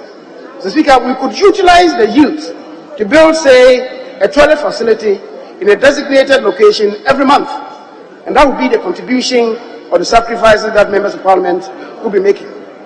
Government is minded to review the flagship projects in order to achieve greater value for money. Government proposes to place a cap on salary adjustments by state-owned enterprises and tie it to the single spine salary structure. Some chief executives and managing directors of some state enterprises earn very outrageous emoluments. And I think that we need to be very practical about these matters. The Speaker, the minority leader related to negotiation of public sector wages, I think it's significant. And he says that we should be tying it to the rate of inflation. I think that is consideration. But one would want to ask him whether, at his own time, he succeeded in doing this, even once. Never. Talk really is cheap, minority leader. But I think that the issue that we raise is a monumental thing that we should be considering. I mean, in negotiation of salary for the workers down below, maybe I agree that inflation should be a factor, maybe interest rates, even depreciation of the city. They are all factors that we should consider if really we want to maintain a certain base minimum standard of living for them. So whereas I agree with him, the principle that he's espousing, charity ought to have begun at home. When he was in charge, he was not able to do that, not even on one occasion. And yet today, he's preaching a gospel. The gospel is good though, but we should all unite behind it and imbibe. Mr. Speaker, government has set out to better manage public sector hiring within the budgetary constraints. And finally, also to introduce other expenditure measures, including cutting back on foreign travels, vehicle purchases, and use of off-site workshops, overseas training, and so on and so forth. These measures are really intended to reinvigorate the economy. Mr. Speaker, the economy, we must admit, has come under severe strain, and the cost of living has ballooned and negatively affected the development of the Ghanaian peoples. The major causes are financial, but the economy performed abysmally and hopelessly, as my colleagues have insisted. Mr. Speaker, the facts don't bear this out at all. Mr. Speaker, if we have to compare in this annus for the MPP, if you have to compare with what happened under the NDC, this year we have the satanic developments of COVID-19 and the Russian invasion of Ukraine, and yet growth in various sectors vindicate the MPP administration as better economic managers. Mr. Speaker, provisional data from the Ghana Statistical Service indicates that the overall GDP for the first half of 2022 was 4.0%. The first half. The Speaker, compared with an average of 3.9% in 2016 when there was no COVID-19 and when there was no Russian-Ukraine war. In the agriculture sector, growth for 2014-22 up to 2022 bears eloquent testimony. Mr. Speaker, I think it's instructive to go through. 2014, agriculture grew by, when the NDC was in power, 0.9%. 2015, it was 2.1%. 2016, 2.7%. In 2017, it grew to 6.2%. Eric, you know I'm speaking to the truth. 2018, 4.9, 2019, 4.7, 2020, 7.3, 2021, 8.4, and now the first half is 4.9. The first half is 4.9, which is still better than 2014 when you were in power, when agriculture grew at 0.9%. Crops. Mr. Speaker, the cocoa sector in 2014 grew at 4.3%. 2015, and there was no COVID, under the NDC grew at -8%. 2016, -7%. You were in charge. There was no COVID. There was no Russian-Ukraine war. Mr. Speaker, now let me fast track it. 2021, 10.4, and even now, when times are so hard, the first half, 1.6%. Still significantly better than your -8% in 2015 and -7% in 2016. So when you talk courageously that you are better performers and better managers of the economy, one wonders where you are coming from. It's as if you have descended all of a sudden from Mars. From Mars. Yet you are here on Earth. Your track record is appalling. Your track record is humongously appalling. Mr. Speaker, forestry and logging, NDC, 2014, -1.5%. 2015, -3.9%. Mr. Speaker, 2021, 4.7. 2022, a horrible year for us, is 0.4%, which is still better than your negative growth. Which is still better than your negative grade. Mr. Speaker, fishing. 2014, you grew fishing at negative 23.3%. Mr. Speaker, then 2015 you did slightly better. You climbed up to 8.5%. 2016, 3.1%. Now, 2020, 14.1. 2021, 13.4%. 2022, the annus horribilis, 15.9%. 15.9%. Mr. Speaker, so where are you coming from? Mr. Speaker, industry.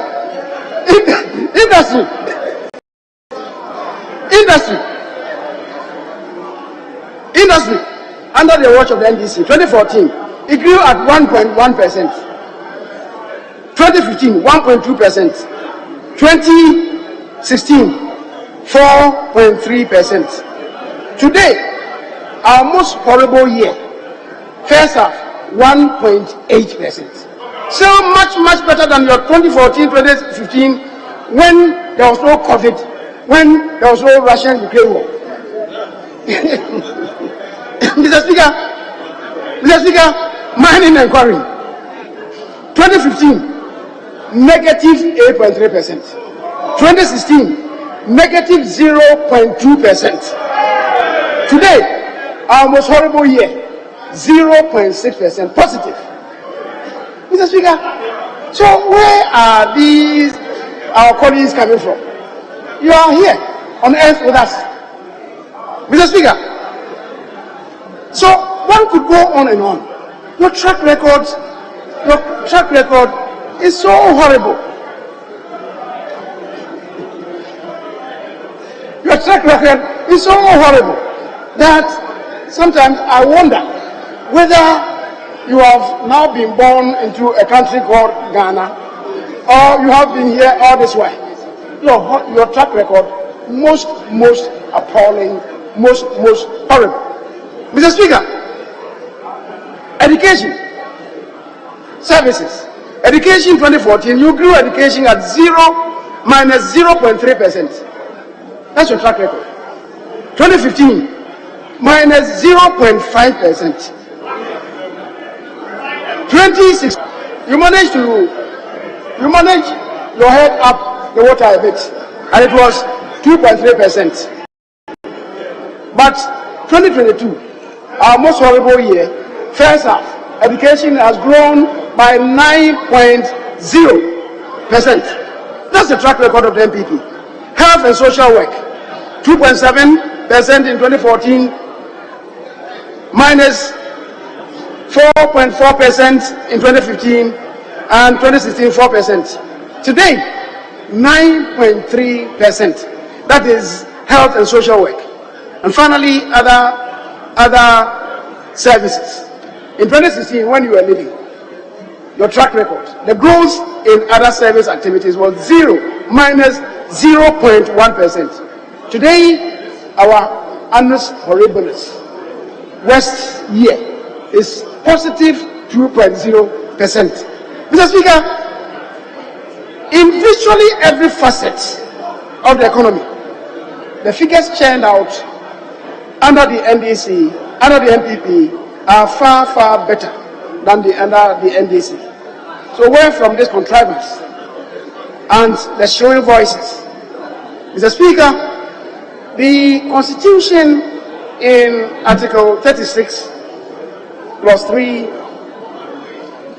Article 36, Clause 3 provides for the state, and I'm quoting, to take appropriate measures to promote the development of agriculture and industry. The service sector exists, unquote, I should say. The service sector exists to lubricate agriculture and industry.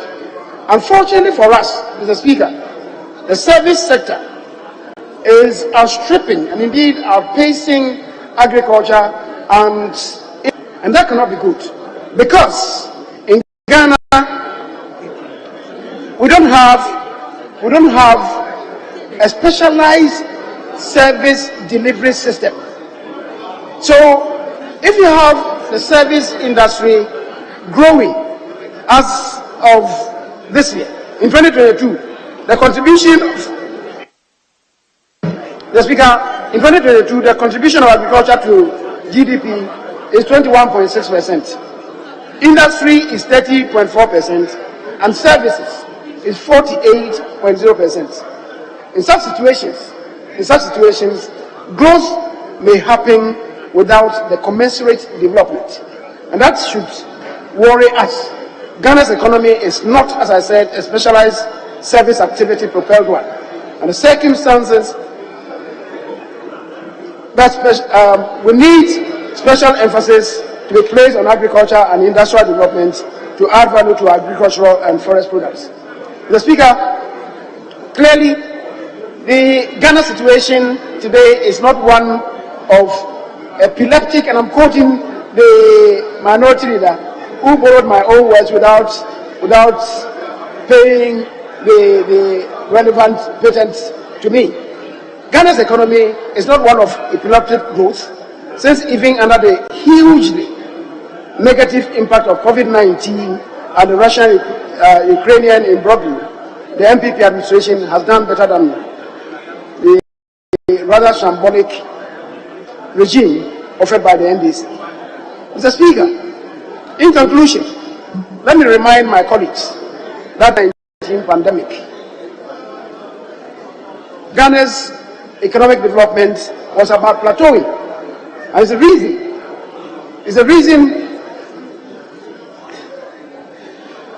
the reason why we saw consistent GDP growth rates. Mr. Speaker, it is why the theme for this year's budget is restoring and sustaining macroeconomic stability and resilience through inclusive growth and value addition. This is the essence of the income budget, complementing one another at this crucial time to ensure the unity and stability of our dear nation, Ghana. It is not, this income budget is not of the same order as the income by or union government, which was roundly rejected by Ghanaians. So, Mr. Speaker, let us all rise to rebuild the nation together, as the prophet Nehemiah urged his people in those days of extreme wars.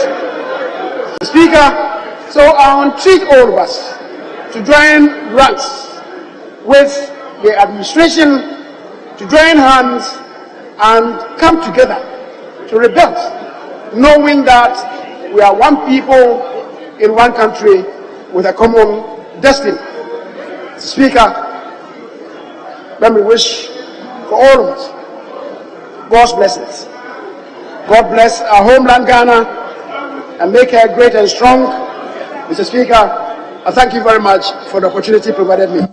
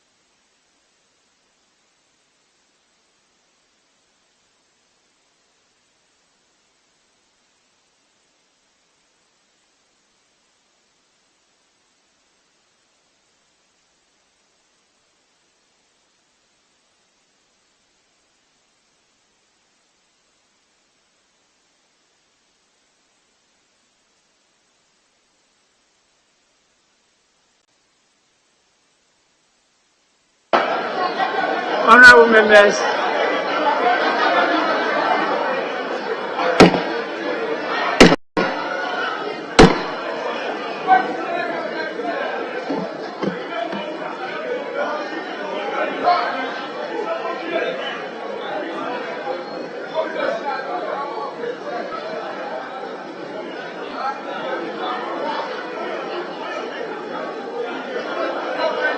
honorable members,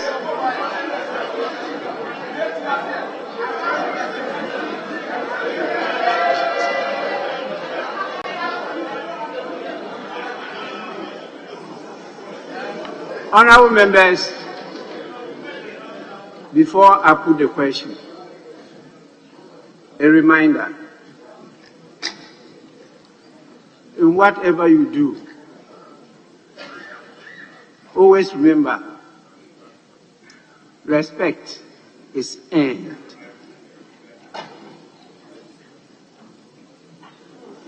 I'll end there.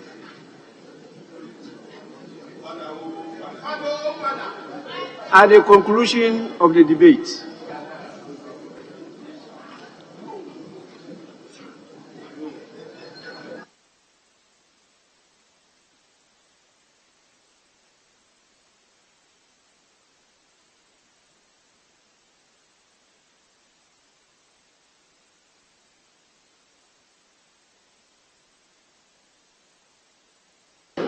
honorable members,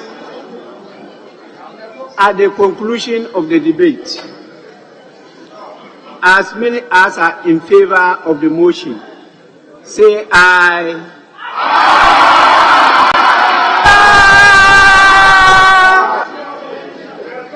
Those against, say no.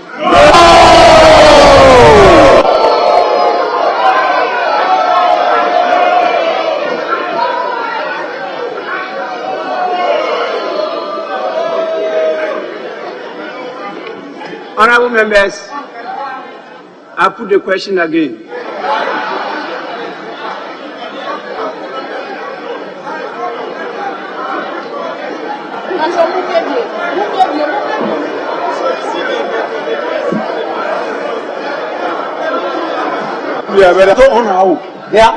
They are listening.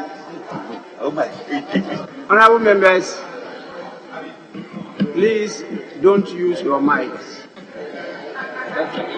And also don't shout.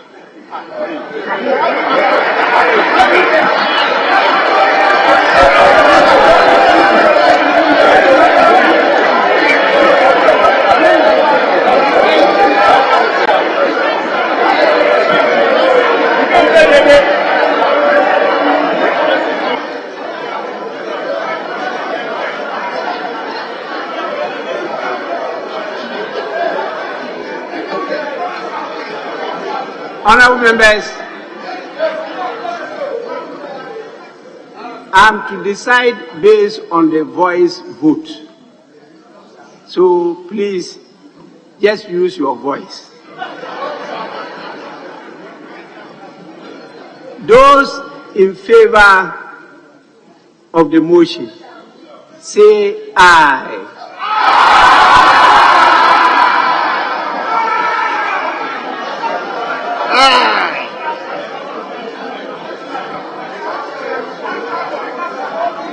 Those against, say no.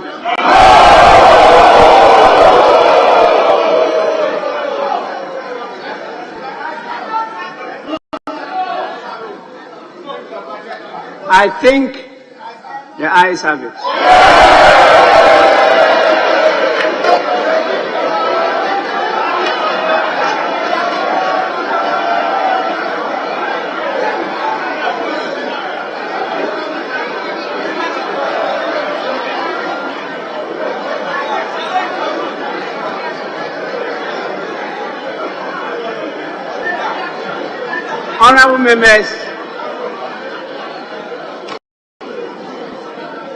Honorable members, the ayes have it. The motion is adopted.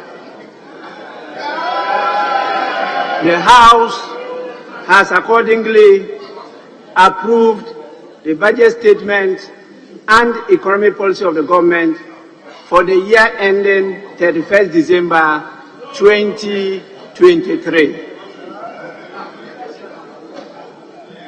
And the gavel will indicate session.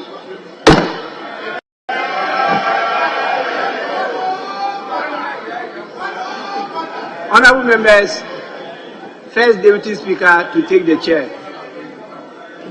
In the meantime, any guidance from leadership? I am informed that there are a number of motions to be moved by the committee. You have decided against. Well, I'm guided by the House. So, do we proceed? Yes, Majority Leader.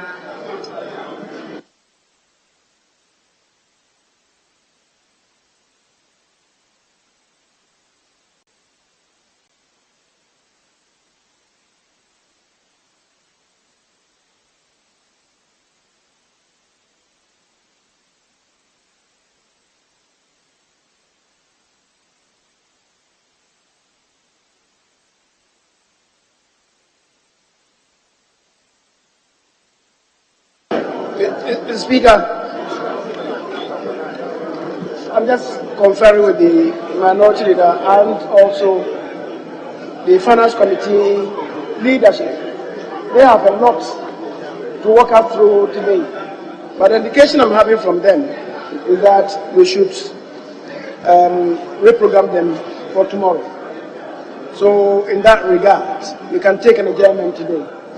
And the time reading 2:15, Mr. Speaker, I believe we do not need a formal motion to adjourn the House. Thank you very much.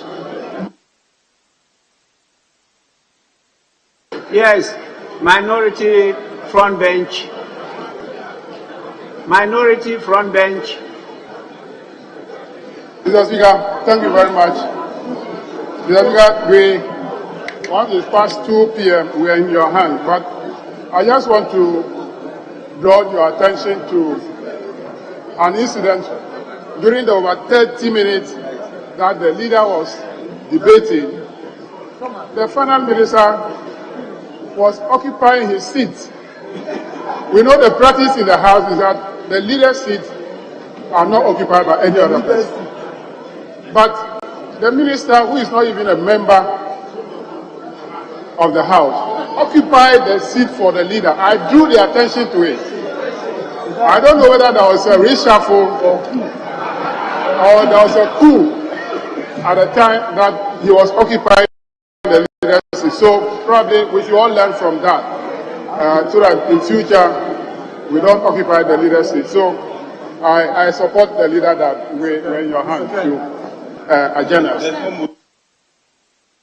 Honorable members, before I put the question on the adjournment, I have not been officially informed by His Excellency the President Cabinet reshuffle, and I have not read any such message to the House. With this, I put the question. What's the time now? Oh, happily you are in my hands. And so I proceed to adjourn the House. You want to work?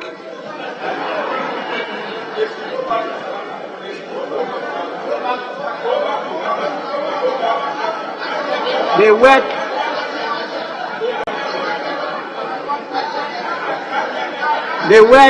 work of an MP is not only on the floor of the House. And so we will stop the plenary session. You are allowed to continue your work, even in your sleep.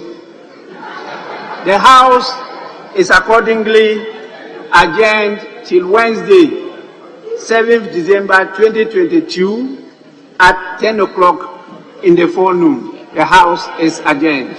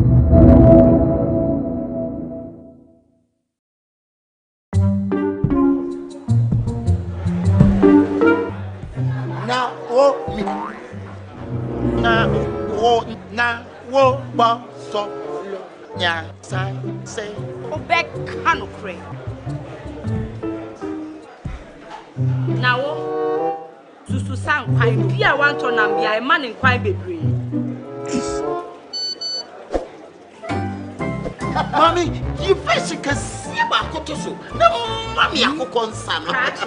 Pipoga, send me sick from Lemonade Finance and let me £10. Lemonade Finance. Say they're sending money back home from UK, Canada, and now US. I accepted a instant charges. Exchange waiting so dear. Unbeatable. Reach me promo code no. Dr. Likey. Nenya £10, $10, and now $10 Canadian. What first transaction? What they send this car coffee no? Dial to Lemon and Finance.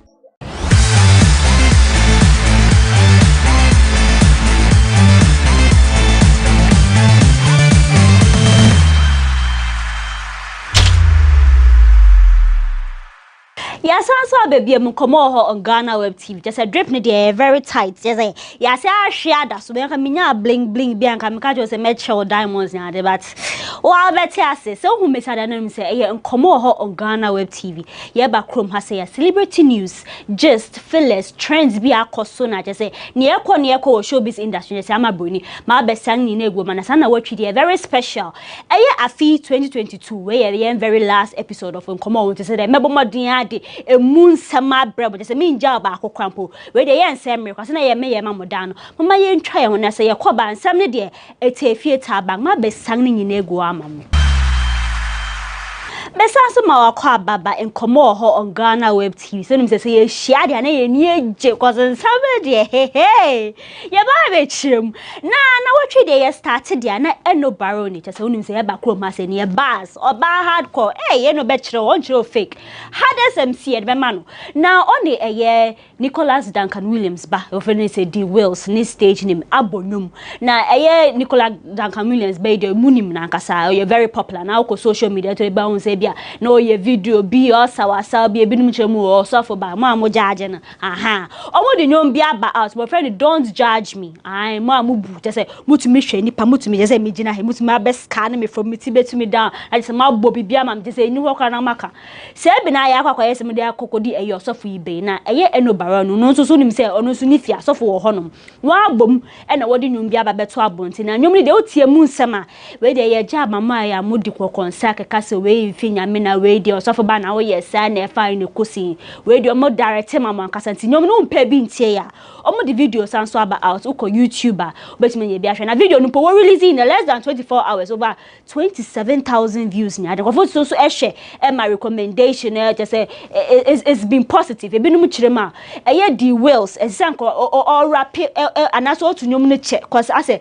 some few seconds and no kwampo end na me say is a style want to mean kire eno na ye nu nyoma na ono asa ati aseso bia the rules me say o voice ba ho kakra bi nti esi ho no mama amoka so sankanka o ka nya obi ane nu nyom so hwehwe na say o pa na akokope the rules na no so da ko ye nyom ba nyom ne there has been very good kata sama fo che say won mu share no mo ka ho asem video no so it was on point and him say no there obeja abi de sem polo ato ya pa we so nti nsem ne there do na ba ko bi catch me attention no say baby ane mpa so ho obo mpa e ho na obo eyi mean to me ke bia na me ma me champagne fushenti onya anyom ni bia akona kotie nti na e kan ne say eye eno baroni ene eye Duncan Williams ba nyom no te atija ankasa Yanto aso eye Black Stars unim say they qualified as a Qatar World Cup 2022 ye bobi je say mafu chire me enye ba me dem pese me gina ha say san so kabiem say World Cup no e be kwa kogenti anya ni etumi bia mo nti ase mo ne ye nya adwen mo ntwe na we wait and see na eye nyom yi na che say GFA e de eye official song ababeto me mafu chire ma nyom no ente say first nyom na eti na me say mo no ba nyom wanya bi etie de wan kasa ye kasa rate abe rate ni say na event yasi omo eye launches eye official song for the Black Stars no na eye Moisha Budon ekopie hobi ayen sister Moisha moi na to say she was looking so radiant wash any eye shed dress bi na say eye short kakra ban fuche ma bona again na me say no na be to say be bia mo be kasa but she was looking nice or she any black braids na she was looking good na eye blogger GH have a treben no bisa no so moye hu wa che ni I don't know so but then hu akwakote kakra but she's coming back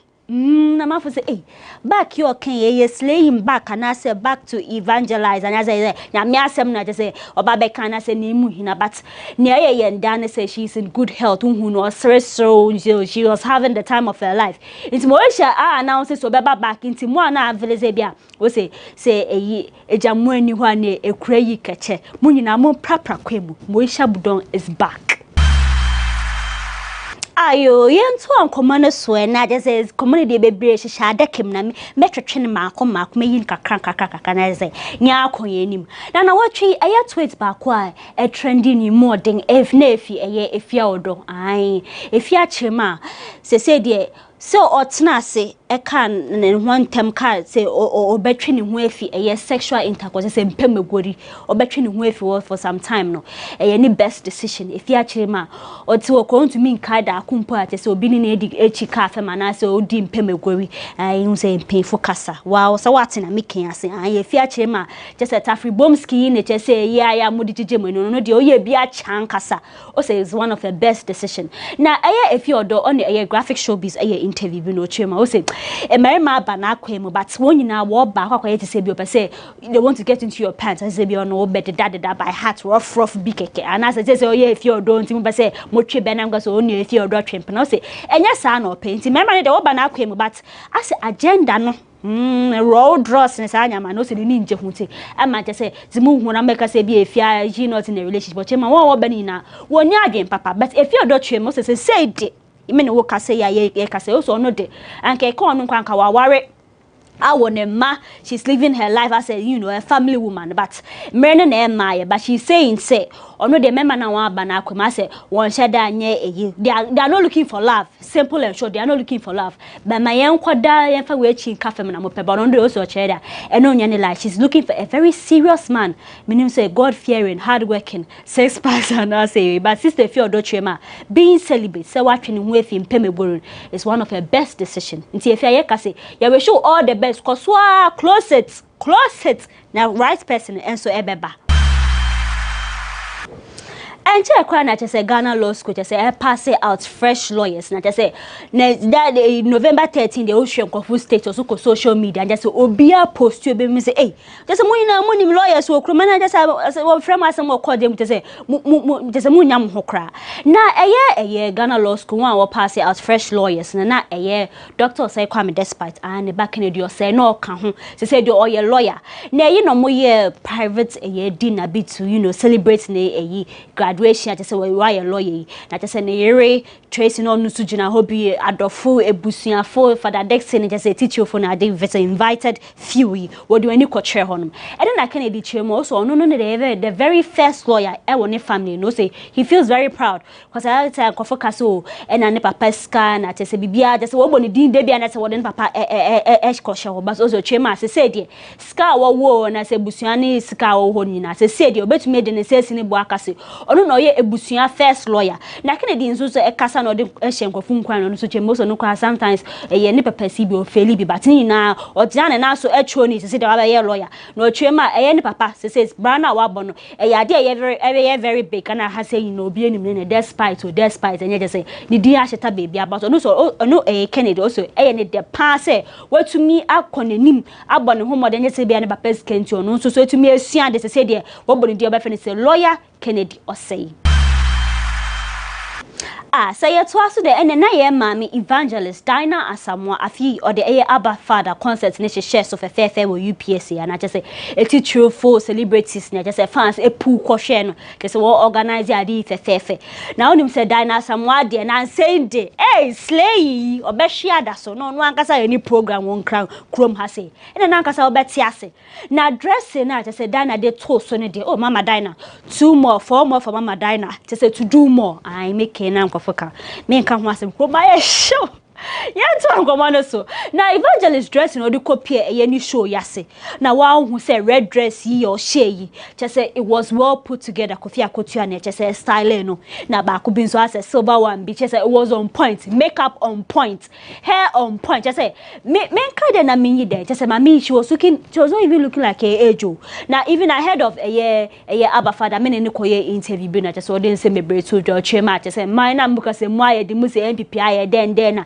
just say one moment ma say yes anete o say just say a bible na true say me be ba just say name we be ye din mo mpia nko she eye MPP say one na one bo bra yo chema na na dan kwa o so to chema o say nya nipa be ya na wa ye o say president awa ba krom ha say nyina ya kan ya babon homodin pan na dan kwakufado Russia Ukraine war yi na ase ne nyama na Africa ka about no do so chire ma o say ne so what to abampo obekoso a campaign ama MPP o so bekoso a campaign so amount na mo kan de fa ha say na fa ha say na kwakogu na che say yembra Abba Father no so che say nsem ne do atudwe we na Abba Father na che say manfo chema o evangelist na Asamoah address ne there was on point say hu say brother Sami copy hobi che say edini de membo hwan na meyi hwana just say it was well put together to say manfuchema why ya de pa cause management in some year be ni nyina and stopping ama wotumi de Abba Father ahehye so de na manfoka na say evangelist Dinah Asamoah for more to do mo say wo bo abaso pa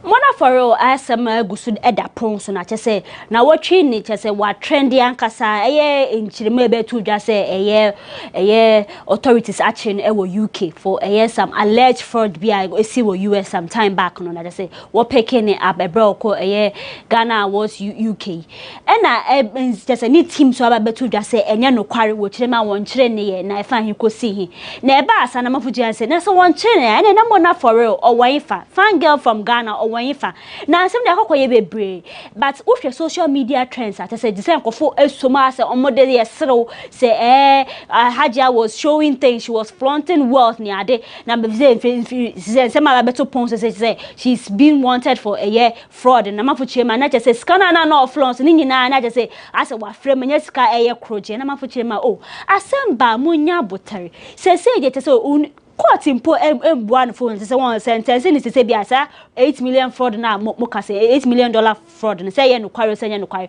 but aye nkrom hafu bia Ghana for choose me say aye won ho lawyer aye won ho judge a sentence sister yi say we just we do for but mafu chema munya abotere say there is no official confirmation to say one chain na mpo say ye fraud say ye whatever crime mo fa betu dwan nti bibia aye abotere but aye ni team so aka say enye no kware but post bin so say Mona for real ni page a Facebook page and make it say atamfu nyanya many atensem na is very scant me to me for information in and put it together but they say there's haja for real no ama for chema watching no ama for so ne campuses won chile but they say there on one kasa embe out embe fa official statement embe to justice be say ni say na ekwa but they say there na ama for ye kan say munya abotare so oye wan watching no authority say ebe kan ye so di munchre mu nyina ba betuja but obi ba ko a we di haja for real echipa wa bon pa ya mane se yakopon hwetwe nje ne na adam for ye friend Shatawale na no Shatawale nje ene mona they go way back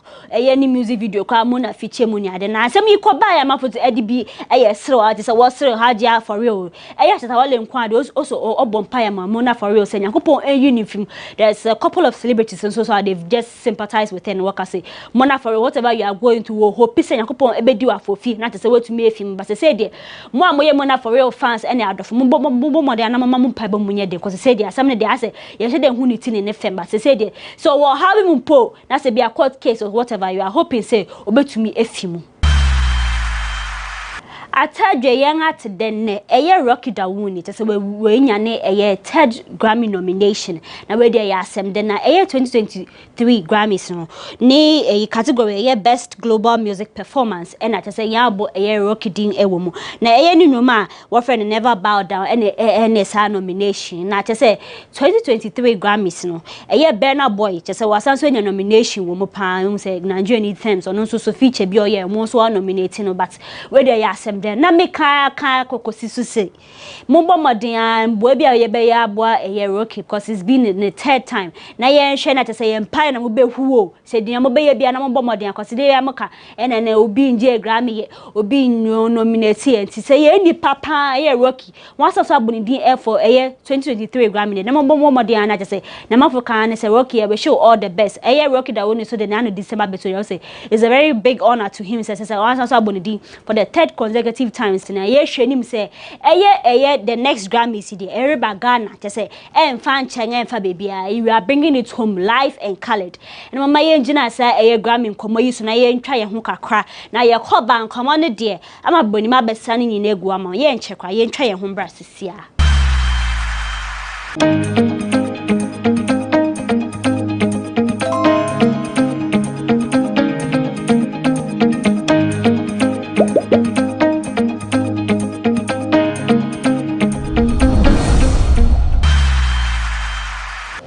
mesasoma wakwaba mefa dowa enhia wana se musekua penfo bomma next time mesawa mamo na yeto akoma no so dia Sandra Ankobia lawyer or sanso ye actress or sanso ye influencer te say se see a report ala betu dwane se wo se wiase nyina ye kan mia ne merima ye population edu 8 billion doors one kasa na ina report ibe to da na say yen sister Sandra Ankobia take it to Twitter no say na lipa dodo nyina ne nya echi no nya ne ho kafo onyo barema ye na mafo say Sandra na pesa o che say wo ye single one na say den na say sister e post o ye yem say unhu say ye glorious or ye serious na say e fan kosi but DJ Mike Smith and e be comment say bia na Sandra Ankobia ne spec ne open ye mboni na say ne be ni wiase ase eno be ye hum na just say bia o de siro kakra be ebe hye ho no but population dey door so be che say yegusua ye wo ankasa nya Ghana hankwan ye wo just say bia Bible sem no kase mo man ya say no to say empoano anwe bia no na mo ye but say the sam na yenye serious let's be serious here Sandra say to say over 8 billion na be sine onya ne ho kafo de me srem ankasa mama be cho application for love akwa ye to say Sandra Ankobia is available but wo ko pay say Sandra Ankobia dey say opeka crash as a niska cotton back seat. So when each Ghana has said the wow nim the dow meda hosts celebrities and key personalities want to me advert and man son is a bet and fine a cuisine but in Kana one fast tabono to so na what your adverts and some adverts in adena to say once a company to be on more sponsor on your discount usane de ba kwa just say bebre kwa na semi buy na just say FDA Food and Drugs Authority chairman want to me endorse na just say e dey how be bra one was sign do they had to to even cancel that, say they had to terminate the contract. I didn't say be buy or how be buy when they share them other people almost voice it out. But I say the development ban say artist manager, your friend Magdalene or say on one manager Reggie and Bully screw face.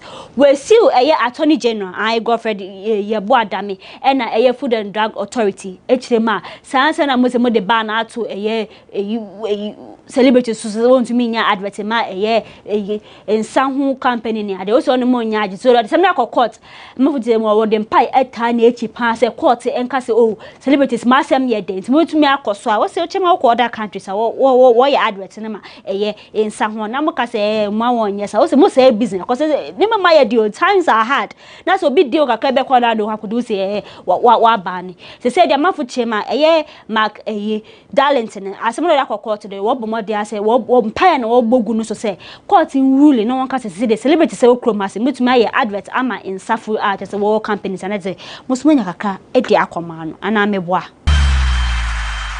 what do you walk chrome had a nice as a my can say chrome higher shoe a comma bay we scratches all to me a 500 500 was a door so my realistic. Oh, 100 cities. Oh, but try one scanner. So, sky fine if I am from man, but when him say can pay the entire in Casabebri, I say I am and paying kind. That I saw the obey the pump the rapper, Eddie to just say, I dear Chinese to move crowd chrome higher to say 4 prizes. Also, he has to spend over 2,000 Ghana cedis just to for his car for 3 days spill. Or to matter say, a memoir ding to us, authorities, right authorities, more than a money being found, and some of kind of chema.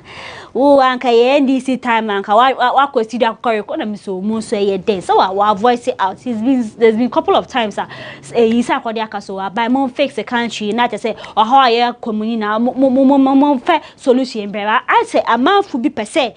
A yes, I could their recording room. I don't know what saying. I don't know if I want to say, there be an worry fan of it takes 2,000 Ghana cedis to fill his current business. Who 4 way, who tank nature, and as was it 200 and I said 10 cedis to bet me up. But debut and saying it. They say there were 4 prices that cost on conform a packet. I won't say wood to any check chroma. So bedroom say traffic be any crime. You say, yeah, a month for a later, that's a be a chroma. Yes, will be a pack in the case in chain.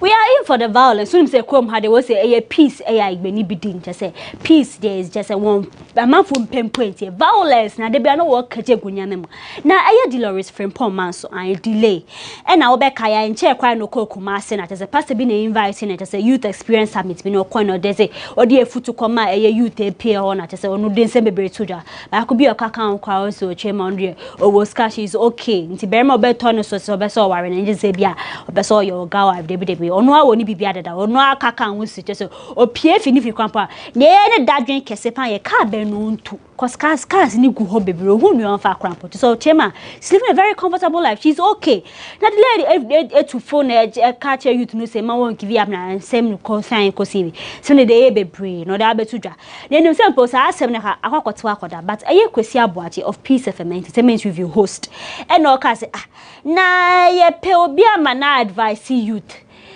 ye pade tintin dia so ade ketwa so dia ya ade kesia na wo akwa fredi de also na wo so fe we nyo bia wo krom hase no futi na wo se kusi aboaje asa asem ya wo ken wo kwa frefre ntokwa bi via ba na no se sister efia de efia oda de je se na no na baba respond na akosi abade chemo se sam what will be some questions na lady bakoka so or person ye o say don dolo just theater at o say response at lady man na enye encouraging into no am so no chirema ye problem na ba be 2 for na say you know they are grateful in the country and na moko friendly na man say na say me job and na say we don't know about it be mo bi shada kemana na say the lady no respond say she who kwesi aboaje I say say na o kan nsem fun just say no to be man akasa cause unim say wa ba be kunanim tiade no so wan fa ne ho nchew o se wo kwesi aboaje tama na o page masante bebe hu o kire ma o se onko gina be just na wo feel so no oni edida so bia enne nyame adom na baba be public speaker say o kasa edu achi a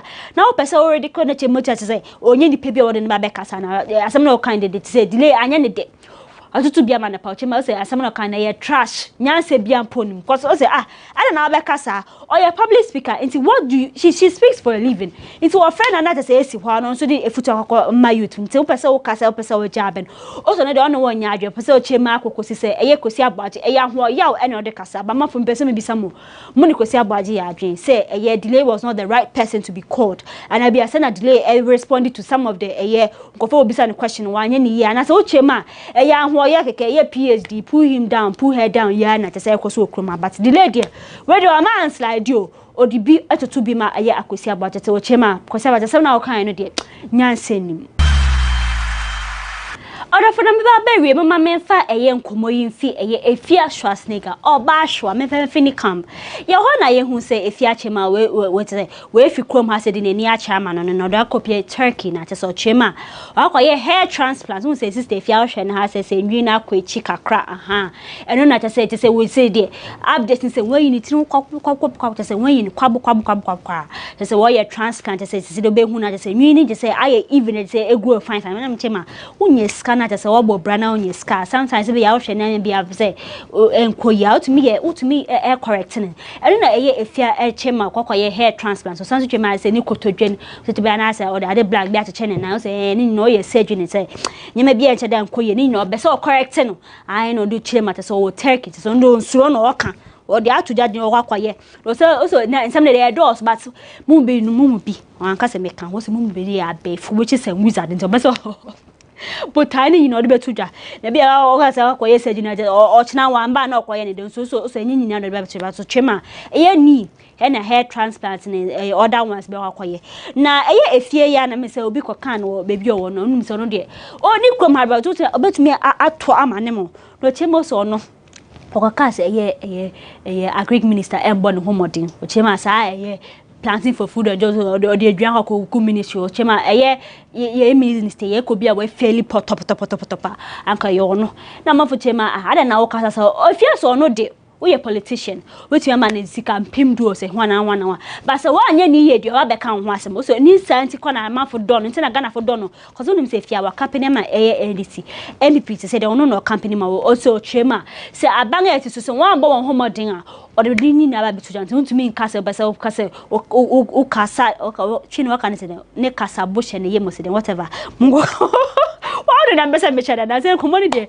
emu odin an kasa enu na efia chema no de wa kan but see de mo amoye fans of efia Schwarzenegger mo bomodin an bom pie cause se na be ya surgery sin ne ma akeka kwakoye ni na ebe ye successful ama boni say me ni kan we ye very last episode for the year 2022 na nim say afi mu yin na menema na say ya tala na komoni ade ni na ya ba bedi say menije ne ahwa pass mo support him na say views na akosro ni ade say trends ni bibia na haya na mo pepe just nkotum say ade A1 ye bi mfim ye fe bi nkan ye exaggerate say na etina na ye ba bekan say me kan say mo amohwe nyina say na ye bo abeka say me fans fo nyina yeah, damase. Yeah, fear that you we are going to re-strategize to say very big and better to say in all things going to be very big. I can say damase more emotion now. Munko programs akaye wo GhanaWeb TV. Munko na munshare ni ade. Na fear that you share the say you just yeah kono back to back and come on there. No of this. Yeah, damase pass emotion. Ama boni makram ye besan so edishia. Enche kra. Mamunko baby ao. Stay tuned.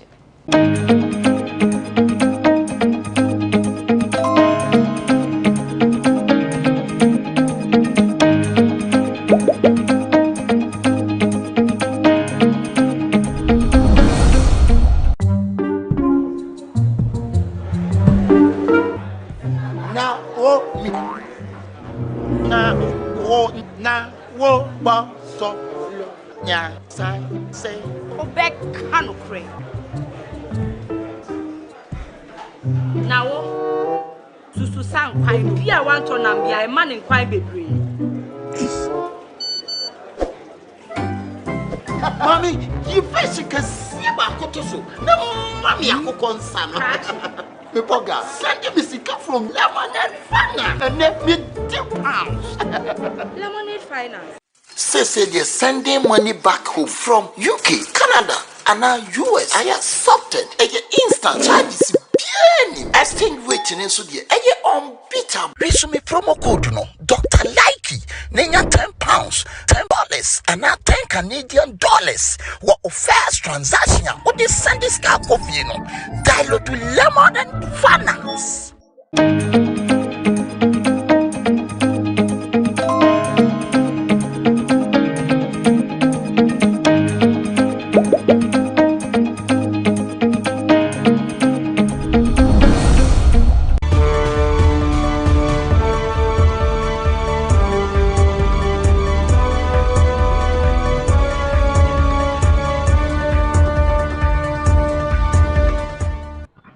Good morning, Nigeria. My name is Babatunde Adela Kende, and welcome to another edition of My Nigeria Election Desk on My Nigeria TV and GhanaWeb TV.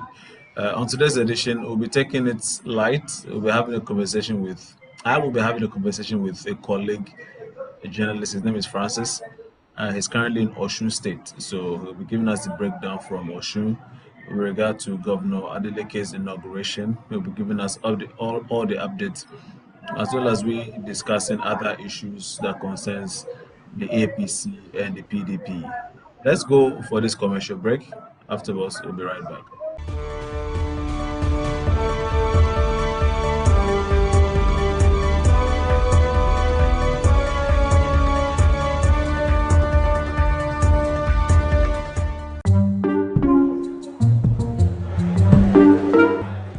Now,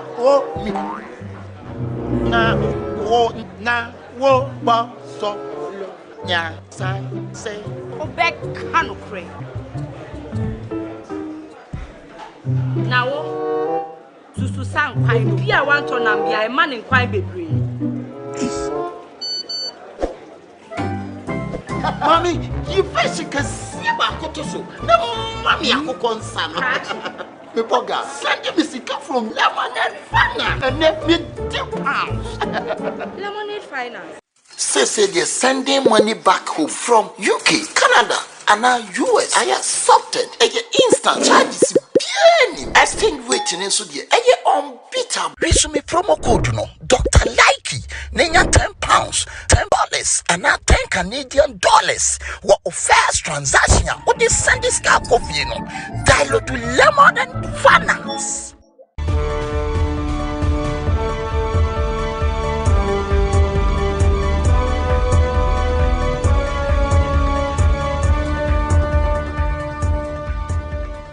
Welcome back. Like I said earlier, this is my Nigeria Election Desk, and welcome to another edition. And first off, we'll take a look at Osun. Finally, after the whole tussle and internal wrangling within the political space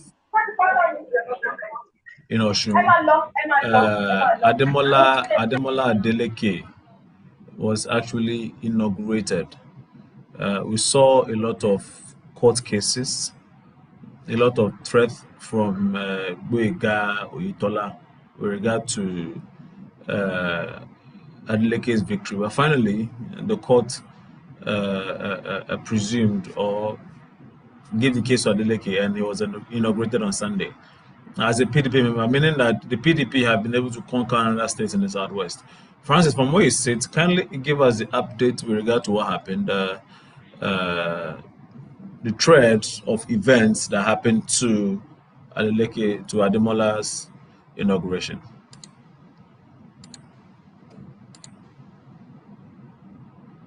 Please, yes. Good morning. As per the recent political happening in Osun State, one will not say it was not expected. It was expected, some weeks prior to the election, the mood or the pulse of the state was moving towards the All Progressive Congress and its candidate Adeboye Egari for that the incumbent, the ex-former Adon governor. But some weeks to the poll, there was a change in mood. All of a sudden, people became sympathetic to the People's Democratic Party candidate, Ademola Adele. We don't know why, but some days election, he requested use of the only stadium in the state for his mega rally, which the state government flatly declined. And he was wise enough to come out publicly to inform the people that this is what the state government did to him, and he cannot hold the mega rally in the stadium. So they have to shift the mega rally of his gubernatorial campaign to the PDP secretariat in the state capital. So that was the magic. And also, most of the policies, the programs of the state government, he always came out and said they have done a fact check on them. They even tagged him Mr. Fact Check. That swayed the mind of the electorate. And on election day, it was written all over that the APC could not win the poll. Well, we all know the outcome. Now, as for what has been happening, they've been making noise. The People's Democratic have been shouting that they are going to do this, they are going to do that, they are going to do this. Notwithstanding, the outgone government still insisted that they were the government, and they went ahead and did so many things, which the PDP tagged as illegal. And I can tell you that since Sunday, that this government was sworn in, the government of Ademola, so that was sworn in as the governor of the state, it has been a thunderbolt, a volcano of activities. All those threats that they say they will carry out, they have literally gone, they've literally implemented all of it. They put on hold the installation of traditional rulers, three traditional rulers that have been causing their appointment have been causing problems in the state. They reversed the appointment of all the permanent secretaries that they had gone administration appointed. They put on hold the recruitment of civil servants, which they are led, we have to 12,000. And we are still expecting more of it to come. He had promised the civil servant he's going to be a civil servant friendly governor. Yesterday, he inaugurated the committee. On Sunday, he said he was going to give out some executive orders, which he read out on Monday. And in accordance, he has appointed the committee, to implement the orders that were included in the executive order. So we are still expecting more to come from this government. Like I always tell some of my colleagues anytime we are arguing and debating, I say, well, what do you expect from the new government? This is the initial gaza. They want to prove that they feel they are in power. I said, give it till December or January when government work really start. This is just a way. This is just a way of telling the people that we are in power. We have to do this. We have to create a soft landing for ourselves. He has said it's not going to be business as usual. So he has hit the ground running. He has to show that he is governor, which he has done. Nobody is questioning or querying about that. Francis, Yeah. the dismissals, are they politically motivated? The permanent secretaries? No. There is no dismissal. According to I'm sorry to cut you short. According to the spokesperson of the governor, he was on radio yesterday, and he has said they've not dismissed anybody. So we want to take him by. We want to take what the we believe the spokesperson is speaking for the governor. So we want to take the governor by his word that he has not dismissed anybody. They only reversed the appointment of the permanent secretary. They did not dismiss them. Initially, the party came out and said they'll be dismissed on Monday, but they did not dismiss them. They only reversed the appointment. They are going back to directors, coordinating directors. But the truth still remains that many of them are due to be promoted to the office of the position of permanent secretary. He has set up a review committee. They are going to review everything. So I know many of them are due for that position. So you cannot deny workers what is their entitled to. They are still going to review. They are still going to upgrade their position back to PS. But not all of it may not be all of them. They may just try to upgrade them. But surely before his administration, before the 4th year of his administration, I know he's going to promote everybody back, even promote more. As per the recruitment of civil servants, they did not sack anybody according to the spokesperson. They say they are going to review because in truth, the state civil service needs more hands, especially in the education and the health sector. Need more hands. Go to many primary schools in the state, shabby, no workforce. Go to many hospitals, especially the primary health care centers, the ones in the rural areas, even some of them in the main town. You find one staff, two staff, manning the position that the post that will have to need about 8 or more staff. So they need more hands. They need more So hands. So they are let's just let telling it now. They want to review.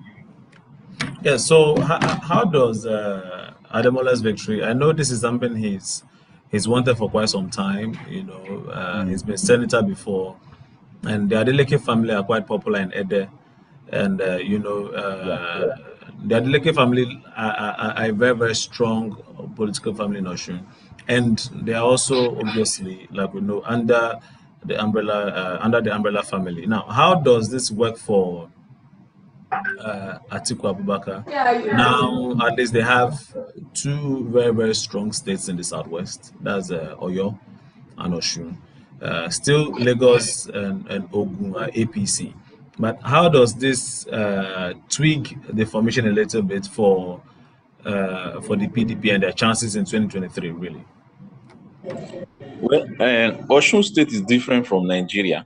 Osun State is different from Nigeria. Many factors came into play to aid the victory of Senator Ademola Adeleke in the 2020 July 16 gubernatorial election.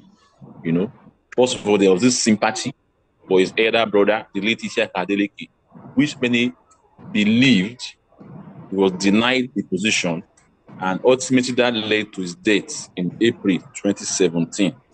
And if I can say, to my own opinion, as to some information I got from time when he said that brother died, many people still believe, especially people from Osun West. You know, there are 3 senatorial zones in Osun State: Osun West, Ede, where Ede is located, and where the governor hails from. Many people believe that the state government, their hand cannot be washed away from the death of Isiaka Adeleke. That's by the way. You know, as I was saying, Osun is different from Nigeria. What played out in Osun may not play out in 2023. But do you What see played out in Osun may not play out. do you see Ademola's victory aiding Atiku in 2023, seeing that now he controls the structures, PDP controls the state, they control the structure as well. How would that play into delivering victory for the PDP in the southwest? Mind you, No, they are I don't foresee that. I don't. No, Francis, please go on. Hello. Please go on. I don't foresee an Adeleke victory aiding an Atiku victory in the presidential election come 2023. They are different equations at all. They are different scenarios. Osun is different from Nigeria, despite the fact that Ademola Adeleke won, you know, the gubernatorial election in Osun State. Don't forget, they are still in the tribunal. The outgone government of Adegbo Ighodalo and APC, they are still insistent that there was overvoting in some polling units as regard the July 16 election. That is by the way. But notwithstanding that Adeleke won election in Osun State, I don't see any way that the Osun victory is going to aid an Atiku victory in the presidential election. In that, don't forget that the APC fielded Bola Ahmed Tinubu. And this man, the APC presidential candidate, he has a very strong foothold in the Southwest.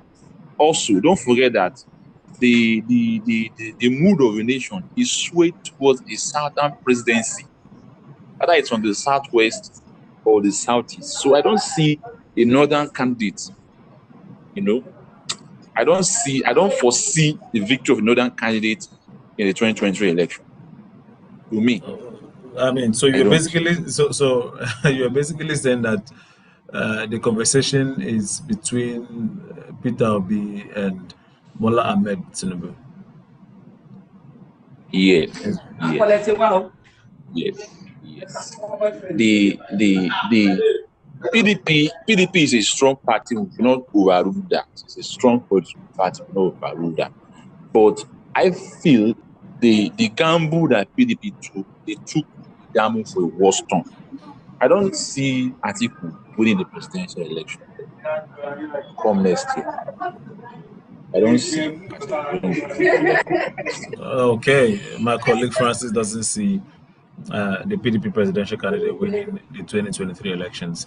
We'll go for a quick commercial break. When we come back, we'll discuss Bola Ahmed Tinubu and his interesting promise to the Igbo leaders. He has actually promised that he's going to discuss the issue of the indigenous people of Biafra. He will discuss the agitations and see what he can do. See what he can do about it if he's eventually elected president of Nigeria. We'll discuss this more. Francis is still on Zoom. We'll discuss more after this break.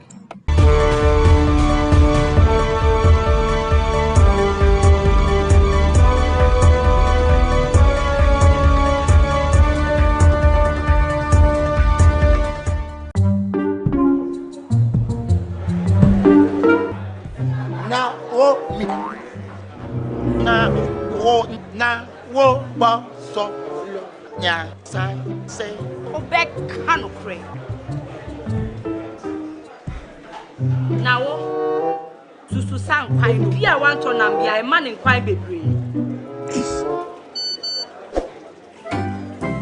Mommy, you first can see about Kotoso. No, Mammy, I cook on some. Pepoga, send me sick from Lemonade Finance and let me £2. Lemonade Finance. Say they're sending money back home from UK, Canada, and now US. I accepted. Instant charges. Exchange waiting in Sudia. Unbeatable. Resume promo code no. Dr. Likey. Nenya £10, $10, and now $10 What first transaction? What they send this car coffee no?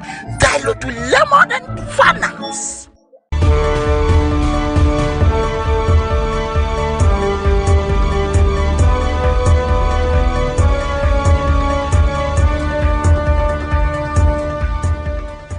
Hi guys, so welcome from the commercial break. Like I said earlier, we'll begin now the conversation on the APC, the presidential candidate of the party, Bola Ahmed Tinubu, who is also a former governor of Lagos State, has promised to discuss the issue of secession. That's the indigenous people of Biafra. Yeah, he actually said he was going to discuss the agitations in the southeast. And that's actually a very, very big promise. He made this particular comment when he went to Igbo to break ground for his campaign. Francis, so this conversation is one that Nigerians believe is very, very sensitive. I mean, the issue of IPOB and where exactly we stand with regard to that. But what is your take on Tinubu promising, which is a very, very big promise? Is it just a political statement to get the Southeast to support his candidacy, or he indeed wants to unite Nigeria, which has obviously been in several pieces for the past years? To me, I will not take Tinubu for. I will not take the presidential candidate of the All Progressive Congress, Bola Ahmed Tinubu, former governor of Lagos State. I will not take him. I will not take him on it. I will not take him. Because for me, I see this as a political thing. You can't just come, see whatever they want to say.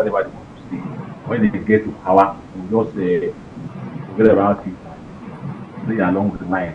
Business as usual. In 2014, when he was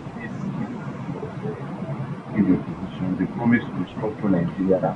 When they got in power, for the past 7.5 years, they've been in power. Anytime you bring up the issue of restructuring, even when inside the erupted 2.5 years, 2 years, 2 months ago, based on this, one of the same issues because of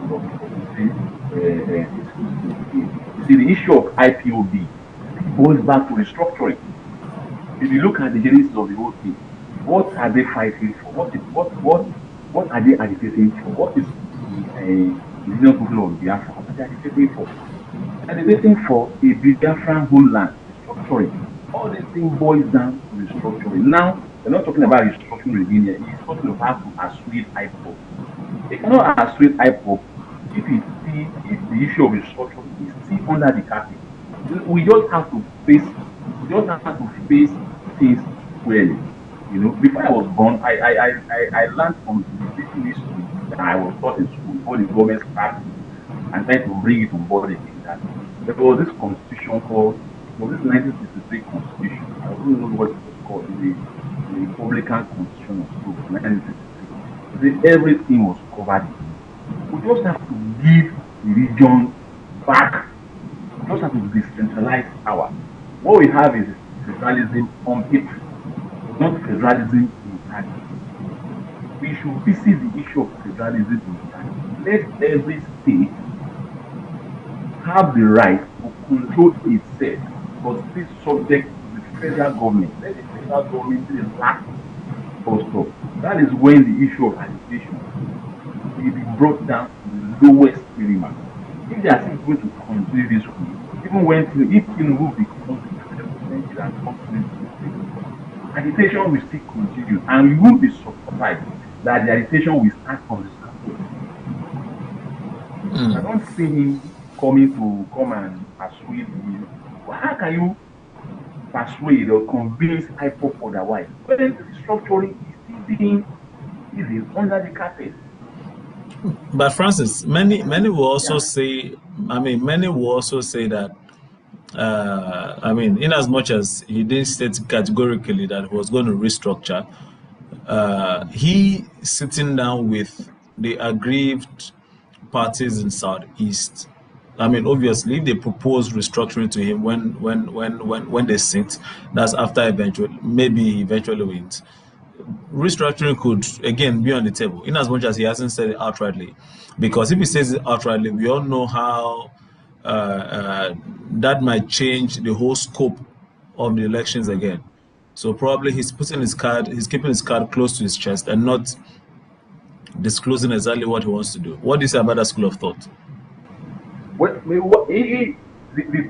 thing about Nigerian politicians is that they are never honest with the public. They see the electorate as after 4 years, go and immediately sell this idea to them. The electorate will not buy it. All they want is pay money. Let me, at least this is political. Let me make some buck. Let me make some money. Whoever gets it is not my business. They should come out straight. We are restructuring. Nigerians have been clamoring for restructuring. The Southwest is clamoring for restructuring. The South is clamoring for restructuring. So also other geopolitical zones in this country. Restructuring does not mean that Nigeria is going to split up. No. It does not mean Nigeria is going to split up. It's restructuring, decentralization, the evolution of power. It's all the same. It all means the same thing.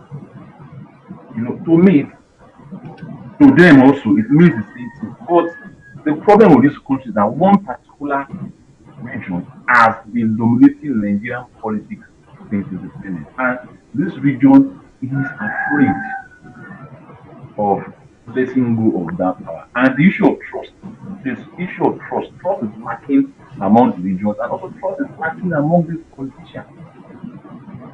They just come out and say it as it is. When we get to power, they came on board in 2014, 2015 via restructuring. When they got there, they all denied it. I remember I was interviewing the chairman of Osun State last year, and I brought up the issue. This time, when your party was fighting to come to power, you sold the idea of restructuring to Nigeria, and he asked me, when did we say so? So I will not ask for that question. You see, I still want everybody to know that you cannot tackle the issue of IPOP without dealing with restructuring. Okay, Francis, what are they demanding for restructuring? Oh, okay, Francis. So away from that, during the same trip, Tinubu promised that he was going to make the Southeast an industrial hub. You know, that's something that has been lacking, and we know how our Igbos want to do their business. Well, he has basically promised to create factories.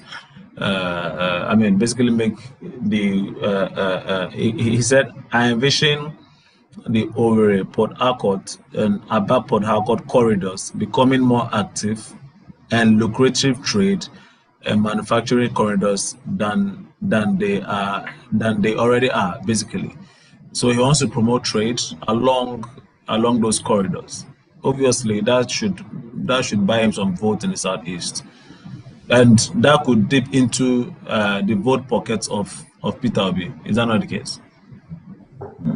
Well, promising people from the southeast that he is going to create, like what you said, that he's going to visit the aspect of the southeast. Well, it's a good thing. It's a good thing. Already, if you go to that particular region of the southeast that you mentioned, it's already an industrial hub. Government intervention for now. It has already been an industrial hub. So if he has promises the people that when he gets to power, he's going to expand whatever infrastructure.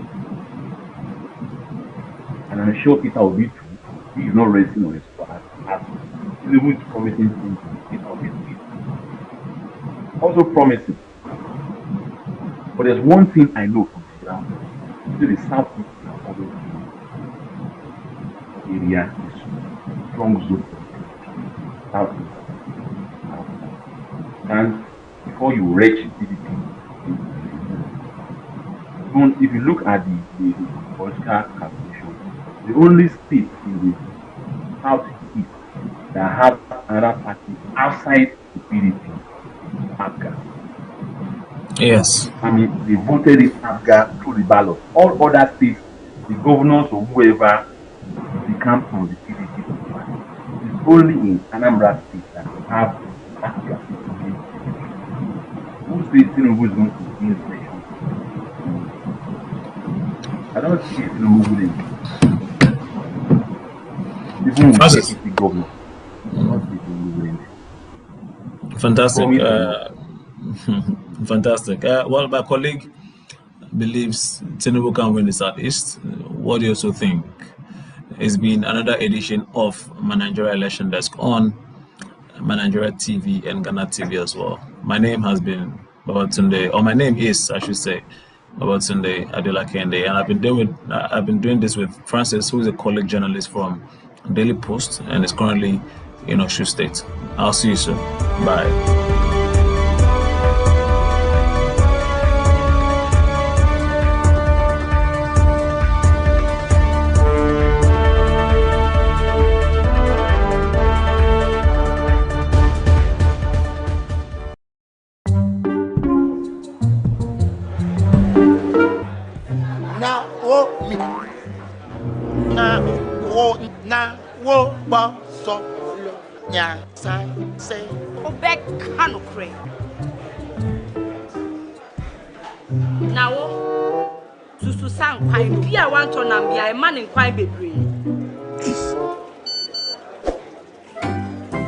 Mommy, you first can see about Kotoso. No, Mommy, I could concern.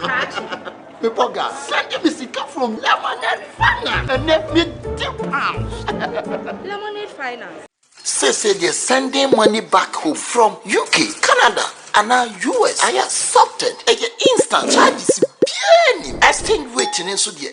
Unbeatable. Resume promo code no. Dr. Likey. Nenya £10, $10, and now $10 What first transaction? What is send this car coffee? No. Dial to Lemon and Finance.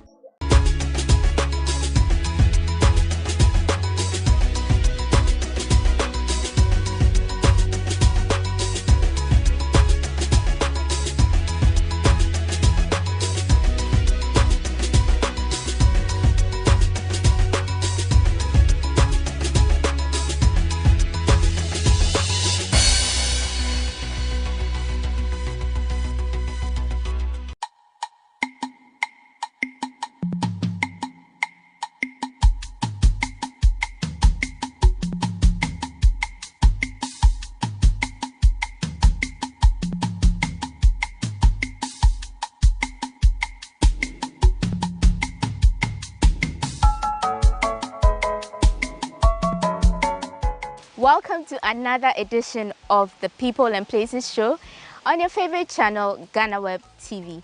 You will not believe where we are today.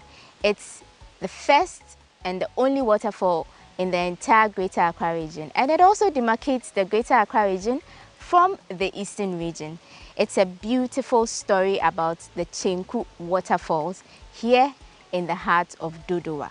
I'm happy to tell you that we have a guest who will be our tour guide today. He will take us around the entire place and tell us the story behind it. And I'm happy, as always, that you could join us to do this. My name is Wondami Hagan. Welcome to the show. Let's take a quick breather. We'll return and then get right to the conversation. Welcome aboard.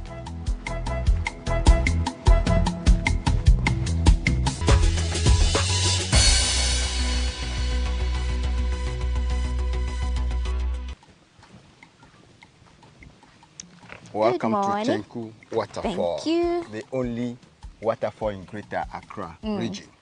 My name is Ludovic Kofi Puenu. Right, Ludovic Kofi Puenu.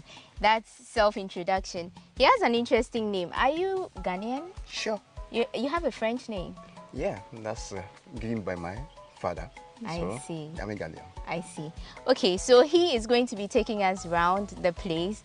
He's been here for about 6 years, so he has adequate information to help us know more about this place. So let's not waste more time.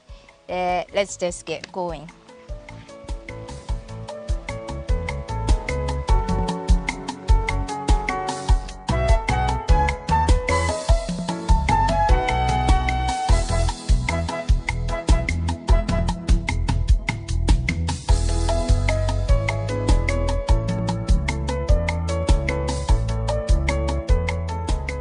So we are close to the waterfalls. From the entrance, it's about a 1-minute walk to the waterfalls. We'll be there soon.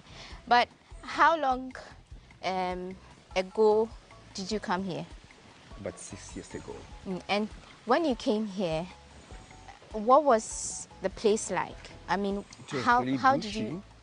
No, well cleaned, and we had to put people a lot of effort to make sure that the place is safe and clean for tourists. And it's a lot of work. You did that alone? No, I had to put up a team. Okay. And people helped me. I had to pay them. And then gradually people start appreciating and people start coming in every day, special weekend, Saturday, Sunday. Okay. The whole place is crowded. Okay, so who owns the Chenku waterfalls? A family in Dodowa. The land belongs to them and the waterfall is on the land. Oh, okay. And the assembly is talking to them how to develop the place with the collaboration of tourist authority. Which family? Odamite Kwe. Odamite Kwe. Yeah, in Dodowa. They live in Dodowa? Yes. Okay. Yeah. So, can you tell us a little about the name? Why Chenku? Actually, what I gather from the indigenous is that the Obosumasi people started a small god near the waterfall, and they do worship that god. Okay. And they come and do some rituals around the waterfall. At that time, no one was coming here. So many years ago. Okay. So many years ago. And the name of the god is called Chenku. So everybody named the waterfall Chenku. Which language is it? According to people, it's Akwapimchu, meaning kindness. Oh, yes. Right. And the place was opened up to people in 80s by the hunters and the farmers. They started coming in, try to create paths through the bush, the big trees. Then people start following. Then later on, the family decided to, now people start coming here. Let's do something on holidays. So that's where the program started, and they call it occasion, Chenku occasions. 6 March, Easter holidays, Republic Days, Farmers Day, and all those kind of things. That's what they were doing. After that program, nothing happens. So generally, it has become a tourist site. Yes. But like you said, it belongs to the people, a family in Dodowa. Yes. But it was named by the Ikriapims. Formerly, this place was part of Eastern region. Yeah. And they redemarcated the place. Now it's part of Greater Accra. Okay. Okay. Okay. Yeah, but the family acquired this place so many years, early 90s, okay, by their great-grandparents. They married from Obosumasi, and that's brought all this issue of acquiring the land from them. So since then, no one was coming here, only hunters. I heard somebody saying even sometimes the military had a training here, but I cannot prove that. People have been saying it, they were having training in those kind, because this place was really a small forest. Oh, okay. Thick forest. And people so could not they come used to in. hide here? Yeah. Okay, right. So as it stands, the tourism authority, where do they come in? No, they got to know about 2 years ago. About this place? Yes. And one of the directors came to me and saw me here. He said, oh, somebody told him. So truly I've seen it. So he took my name. And then he invited me to the office. I said, okay, fine. And I explained to him it's a private property. It's not for the community. It belongs to a family. And this kind. So since then they have been monitoring the activities here. And they talked to their big boss about it, and they are thinking how to develop the place. We'll come back to that. But this log here, is that the only, it shakes a little, is it not Actually, scary for no. tourists? No, they love it rather. I see. Yeah. Okay. Okay, so before we continue that conversation, we are finally at the waterfalls proper. You can hear water streaming down. This is the stream, but we are going to where the water actually falls from, so that we know where Greater Accra region ends and where Eastern region starts, or vice versa.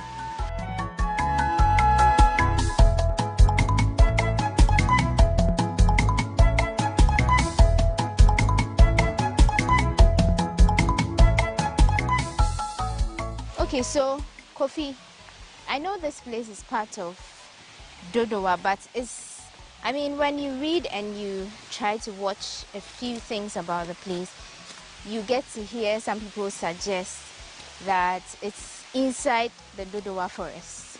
Is this part of the Dodowa forest? No, this is not part of the Dodowa forest. Dodowa forest is at the roadside, and they have cut all the trees up. Okay. And even though this place have big trees and all this kind of, it's not part of Dodowa forest. It's a complete location that is, let me say, close to Eastern region. And Dodowa forest is not close to Eastern region. It's in the heart of Dodowa. And that place is destroyed completely. If you go there, there's no trees. So the Dodowa forest is no more a Dodowa forest? No more Dodowa forest. They sold the land. Okay, so it's just the name that... Yes. Okay, right. Yeah. Right. So what kind of people do you have coming here? Different kind of people, from 5 elderly people, different colors, different tribes, different nationalities, the Germans, the French, the Americans, the Spanish, the Russians, and the Black Americans, and some Africans citizens. How do we get to the waterfall? The other side. But you mentioned a lot of different countries, I mean citizens from different countries coming here. How many of them are Ghanaians? Do a lot of Ghanaians know about this place? They are the majority. Ghanaians are the majority. Because these tourists, when they have free time, they come over. But most of the times, the Ghanaians are the most people we see here. They come every day. Every weekend you see them. Families, Ghanaian families, friends, they come. I see. They are the majority. Okay. This place, we are close to the waterfall. We are going down there, but it's a bit rocky. So you would have to watch your step. Let me follow the leader.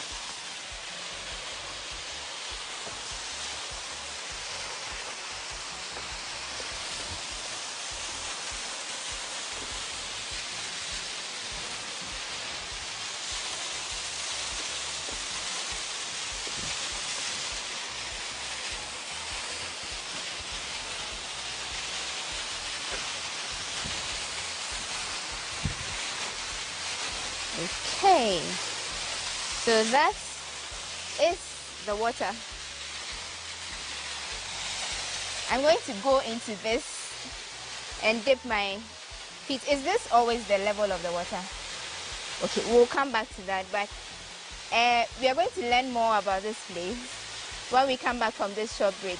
We've been talking to Kofi Poeni. He is the manager of this place, and he has more to tell, so stick with us. We'll be right back.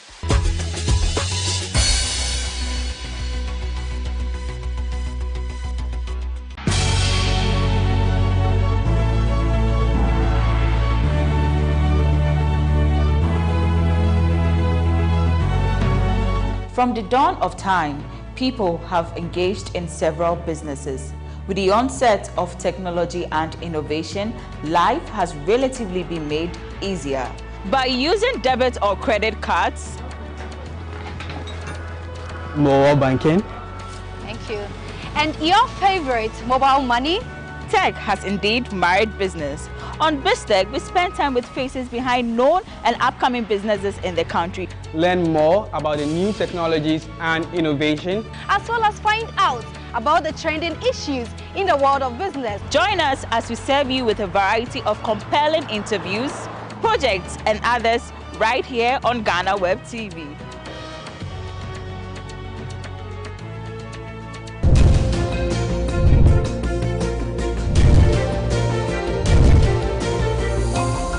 And now, let's learn something interesting about Ghana.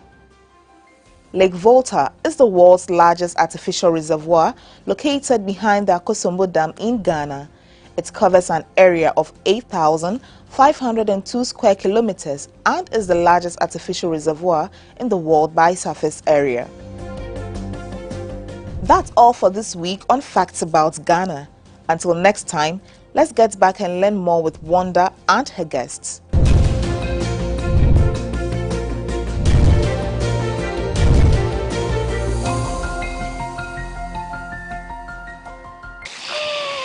Okay, so thank you for staying with us.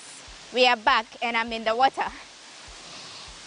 So it gets up to a little beneath your knee if you are coming to this rock where I'm standing. But if you want to go a bit further away, then you need to maybe wear shorts or something that is a little above your knee. But this is the Chenku waterfall. The water is very cool and very clean. We are going to learn more about it as Kofi tells us more. So now I'm just going to walk out and sit on the rock while we continue our conversation. Ooh. That was me back there in the water, and I shared a little of my experience with you. It's cool, and so you should try to visit sometime. Now we are back and we are continuing the conversation with Kofi. Kofi, where does the water from the waterfall stream down to? To Ashiama, join other streams, and then goes to Sakuona and the sea. Oh, okay. And the people in the community, do they use the water? Yeah, sure. Yeah. They use to wash their things. Some drink it, some use to cook. So that's why we always try to protect the water so that people should not swallow it. That's why there are some rules. Okay, we'll come to the rules. But, I mean, we are here. We know that this place separates Greater Accra from the Eastern region. Exactly. So at which point does Greater Accra where they touch the pool there, that's the end of Greater Accra. Oh, okay. Down here? Yeah. So the whole of the top is Eastern region? Yes. Wow. One place, two different regions. I mean, it's demarcating two different regions. It's a really beautiful site. So you were saying there are some traditional rules. Yeah. It means everybody, not just anybody, can come into the water. Yes. So you can visit here, but not touching or putting your feet into the water. So what qualifies you? Women, if they are in their menses, they should not enter the water. Okay. That's the traditional rule. I don't know the consequence of that, but that's what they say you should obey. Sometimes they say when people enter, a lot of strange things happen. I can't tell. I never witnessed those kind of things. Is it because of the god of the people of Obosimase? Maybe. The other thing we talk about is that maybe they want to protect the water. Oh, yeah, from pollution. Yeah. Because people drink it, people use it. That's the only water source here in the environment. So to put fear into people, they'll say, okay, don't do it, this will happen, those kind of things, so that people should not do it. Okay. Men or anybody who has fresh cats should not enter, because they don't want, black vehicle, a lot of disease, viruses and bacteria. So if you have any sore or... And the water is flowing, never enter the water. Okay. So those are the only rules, the only But we have rules. added other rules, like, because people gather a lot here, they bring drinks, food. We don't allow people to come close to the water when they are drinking or eating. And this can pollute the water about it. Or if you are swimming, never urinate in the water. Come out. Even though it's flowing, come out, because you don't know what your urine contains. Okay, so you mentioned that a lot of people come here to have parties during the holidays. Yeah. When they come aside going into the water, what else? What other activities? Where do they sit? Actually, we have some benches. Okay. But due to some challenges on people from the community, they do all kind of things. When they go, they are drunk and these kind of things. They destroy the benches, And moisture too, because they are wooden structures, sometimes they get with time, it's wet, this kind of thing. And when they do those kind of things, then it's very expensive to be replacing it. So we are thinking of making a concrete bench. Okay. So we have a plan, and we'll start soon. The other thing they do is that people come with their food, their drink, their music box, and they play. There's no music, and they jump, they dance, and they do all this stuff. People bring their games. Okay. Those kind of things. Yeah. Is the water always at this level? No, because we're in the dry season. That's why it has come to this level. But during the rainy season, it's very huge, and sometimes you see the stones are flooded. Okay. The whole place is flooded, and another challenge is that sometimes it brings sand. Why sand? Because sand. So the water is actually see. No. Still, people are developing the top. They are grading. Estate developers. Oh. So when it rains, the water wash the sand to the stream and bring it all along. Wow. So the water gets polluted sometimes. Yeah. By activities of people up there. Okay, but I asked you where the water flows down to, but where does it come from? From the Actually, top the source is Tutu. River Tutu. Nakopon. Okay. Coming to Obosumasi, Obosuma has a twin fall there called Adom Waterfalls. Oh, so from then it moves down here to Chenku before going to Ashama. Okay. Now what you don't know is this is just one level of the Chenku waterfall. There's another one up there, and that one, if you come here and you want to go there, you would have to hike for 45 minutes. So we are going to try going there, and that's how we'll end our tour today. But before we go there, what kind of challenges do you have? A lot. This place is a private property. The land belongs to a family, and the water falls on the land, So the assembly is in touch with the family with the input of the Tourist Authority. They are still in discussion. Which assembly? Shao Sudoku District Assembly. Okay. When they finish, when any decision now, we'll let you know how this place is going to be developed. Okay, but they are in talks. Some people think it's for the community, and they can walk in anyhow to do whatever they like. But we try to challenge them to stop those activities. But it's like it's falling to that, yes. So activities like? Sometimes they come and smoke. Okay. They do all illicit activities here. Yeah, that is not good for the tourist sites. Okay. It puts the tourists, the clients away. They sing those activities, they shout, and it's disturbing. So the assembly is working together with the family and everybody, all the stakeholders to deal with that. Yeah. You mentioned the police are aware. Yes, all the What have they done about it? Well, they are still working on it, but we are patient and waiting for them to deal with this situation, to the problem. Also, the road leading to this place is not too good. Yeah. That could also, because it's a beautiful place, and if it's well developed, it will bring a lot of resources. Actually, the former DC came to us and said, oh, they are thinking about it, they will do something about it, and they will do a culvert on the stream so that people can drive car actually to the gates. Yeah, but we are still, it's about 2 years now, so we are still waiting. We don't know what is happening.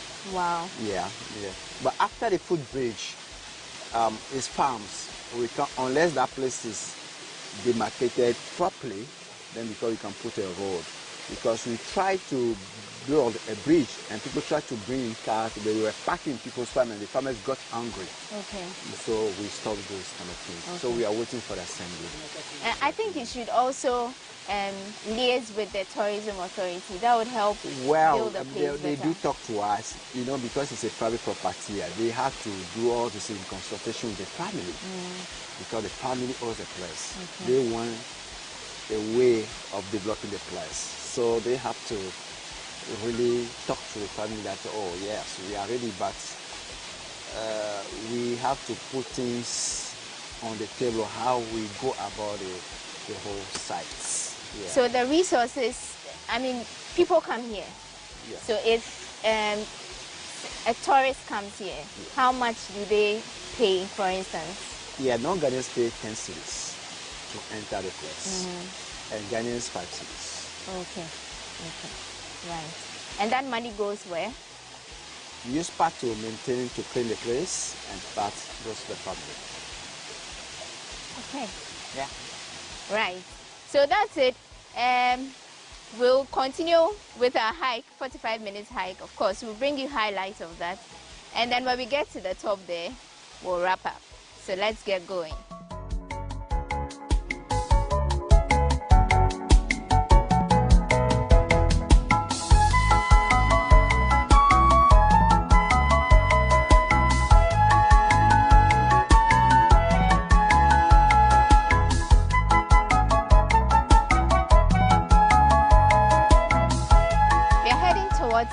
Other waterfall. Like I told you, it's a 45-minute hike.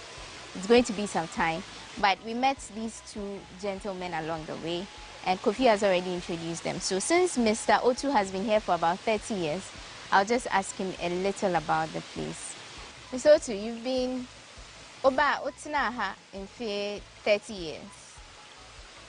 Okay, we started 7 years more.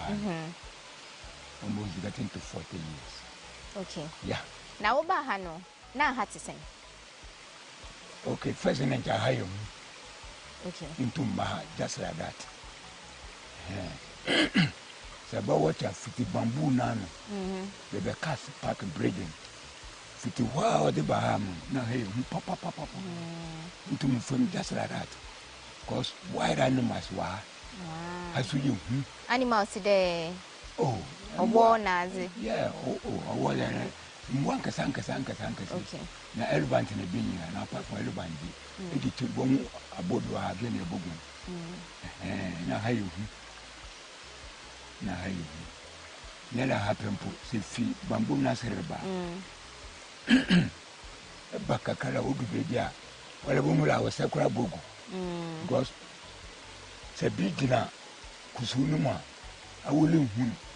That's why I'm a room to but with the wicked beer hack and now I call.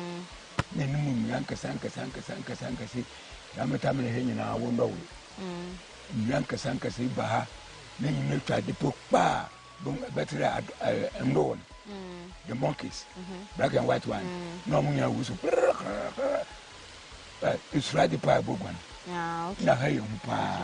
Now, in Sunu, what's your friend Chinku? No, Obosma say for onesie. And you able to make a baby cacra for 1 1. You see the Mamutu Maka one day. I mean, the miller offer Obosma say in Oba. Now, Mutumu say, na sank say for Busuma say no for me. So if you go for no for what that one time into me yan no free busumasi no ba. But now wahana na why them offending what be worship one gods na de na wahabia. Yeah, no more around. Now how you papa ba mrambo snaps. Ablafun sen. Snaps no yin kasa preku. To ni nyina gugu ha. No te dam tam na busumwa. Okay. Okay. Na busumwa nya yemi. Ah, let a friend Nana Chinku. Oh, okay. Yeah. This is ya yendi ya wa henti busum na muna uko busumasi. Nemom se afibru na se wogun sa. Utum wogun sa ma oka nyina. Ko haye busumasi wansasi. Okay. Okay. Busum yiku no di. Yeah. Yes, Mr. Otu. That's a bit of history about the place. And see a bit share in general.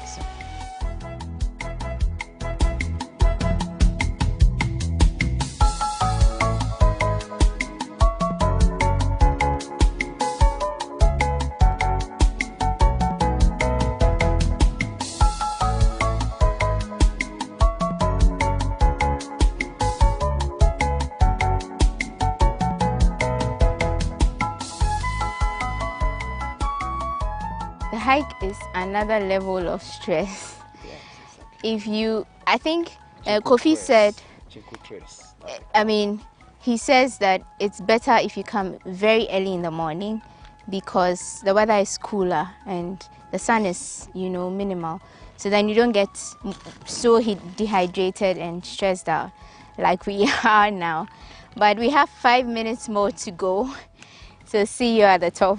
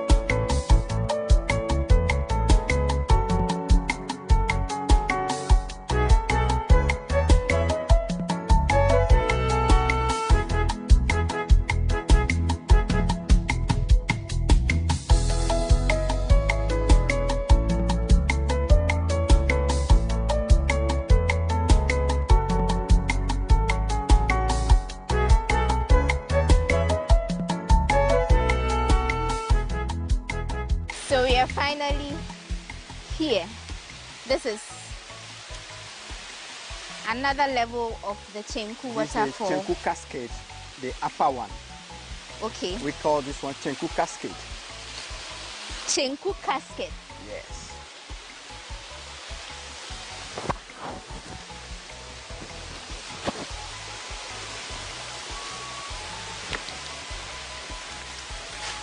So this is it. This is the Chenku Cascade. The upper Chenku waterfall. Okay. Yeah. And the hike is really difficult, but when you come here, it's a beautiful sight. It's a really beautiful sight. So, is this still Greater Accra? No, this is Eastern region. So now we are in the Eastern region. One waterfall, 2 levels, 2 different regions. Great. So you can try this when you come, but like I told you, you need to do this very early in the morning. So you can come here and decide to step in the water or just sit here and have your picnic or whatever it is. The sound of the water alone is refreshing. It's so refreshing. This place is simply beautiful. So you should try coming here. I bet you would enjoy yourself very much. But let's Kofi tell us a little about the hiking and then we wrap up like I promised. Yeah. We have a club for the hiking. We call Chenku Trails. Okay. So to come here, you need to join the club. You pay a fee and you have to be a minimum of 10 people in the group. Then we take off. It takes you 45 minutes to come here. So the hurdles, climbing the hill, passing through the bush, it's not easy. It's a teamwork. Some people don't have the speed, so you need to have patience for them. You actually can get to the middle of the road and you say, I was like, I won't do this again. Yeah, but you need to be patient for them and make them to relax a little bit. Very patient. Yes, to get back their strength and then you move. Because but I realized, at the end, when you're in the middle, you can't go back. It's the point of no return. So then it's either you come or you come. Exactly. So you need your mental toughness. Okay. It's no more your physical strength. So you have to change your mindset that say, no, I'm not staying here, I have to move. Okay. Yeah. Then you come. Now when you come here, you regain your energy. And then, you know. Right. Hiking is very good. It makes you tough, mental toughness. It strengthens your bones, your muscles. When you do it first, you say, we won't do it again. When you go back, you relax, then you say, oh, you do it again. You want to come again. Right, right. And I'm urging people to come for hiking often. Yeah, especially post-COVID. It's really good for your health. Your health. So I realized one thing is that we probably didn't know everything we should have before coming on this journey. So it was a bit difficult. Yeah. But you can help people who would want to come here. What should they carry along? Water, some fruit juice. Okay. And that's it. After the hiking, you can have your snack. They should wear boots, sneakers. Yes, boots. yes. Okay. Hiking shoes. Okay. You know, jersey. You know, that type of comfortable clothes. Yeah. Okay. So that they can move. So thank you, Ludovic Kofi Kwenu, for taking us around this place. It's been a fantastic tour. I enjoyed myself. I suffered, of course, because it's tiring, but it was worth it. Like every other tour we've had. At the end of it, you see the beauty of the place and you are refreshed. So we are going to stand in front of this place so you have a beautiful view of the place. And then we'll pan round and that's how we'll wrap up. So thank you again for your company. This is People and Places. From Dodowa, here at the Chenku Waterfalls, the second cascade of the Chenku Waterfalls. It's I, Kofi, and everybody else on the People and Places team saying goodbye. See you next time.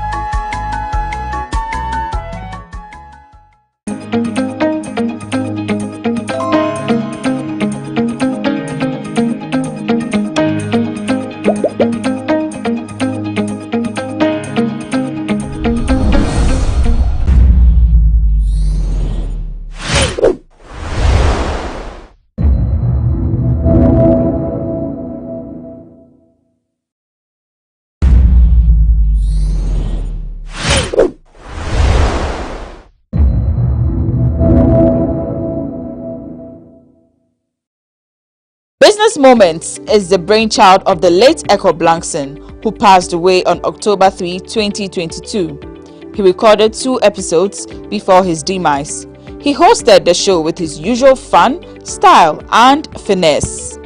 GhanaWeb TV is releasing these episodes in his memory.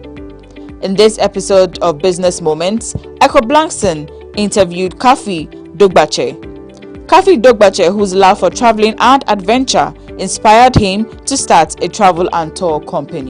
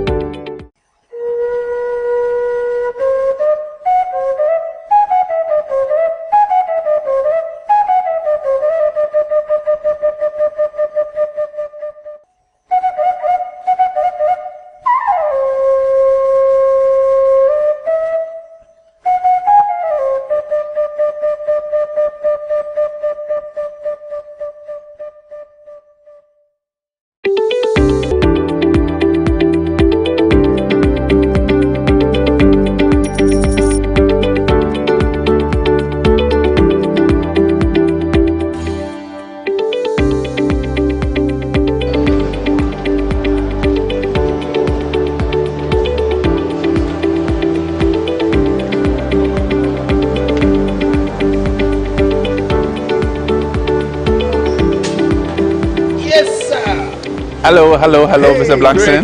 Great. Welcome. Here. Welcome to my office. Your office. Shall we go upstairs? This is beautiful. Happy to see you. All right, cheers.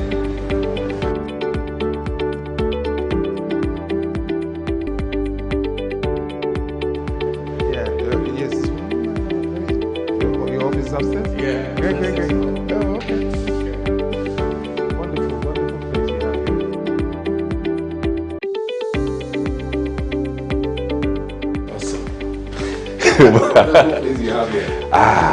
Beautiful. All right, welcome to my office. Oh yeah, thank you. Please have a seat. Yes. Thank you very much. Yeah. Welcome. Glad to be here. Welcome. Finally, I have you in my office. Yes. A privilege. Such a place you have. Very small, but effective. Yeah, this is where the magic happens. This is where the magic. Yes, it doesn't have to be a big place, right? Yeah. With a huge staff. Nah. But you need is your desk, your laptop, your phone, everything's on point. Awesome. So we're definitely going to learn a lot from you today. Looking forward. All right. I'd like to welcome you all to Business Moments on GhanaWeb TV. My name is Eko Blankson. On this platform, actually, we talk to business people, CEOs for that matter, and they tell us all about their business and how they're getting into the business and how it's going until the end and what impact they are making on society. We've been talking to lots of CEOs and they have taught us a lot. You take your pen and your paper and jot down a few points because this will definitely help you, because who are we talking about? A wonderful guy, somebody I have known for some time now, from our days, school days. So I can say quite a lot of easy things to him. His name is Kafui Dobache. He's come from different places and he will tell us about it, but we are talking travel and tour today on GhanaWeb TV. Stay tuned.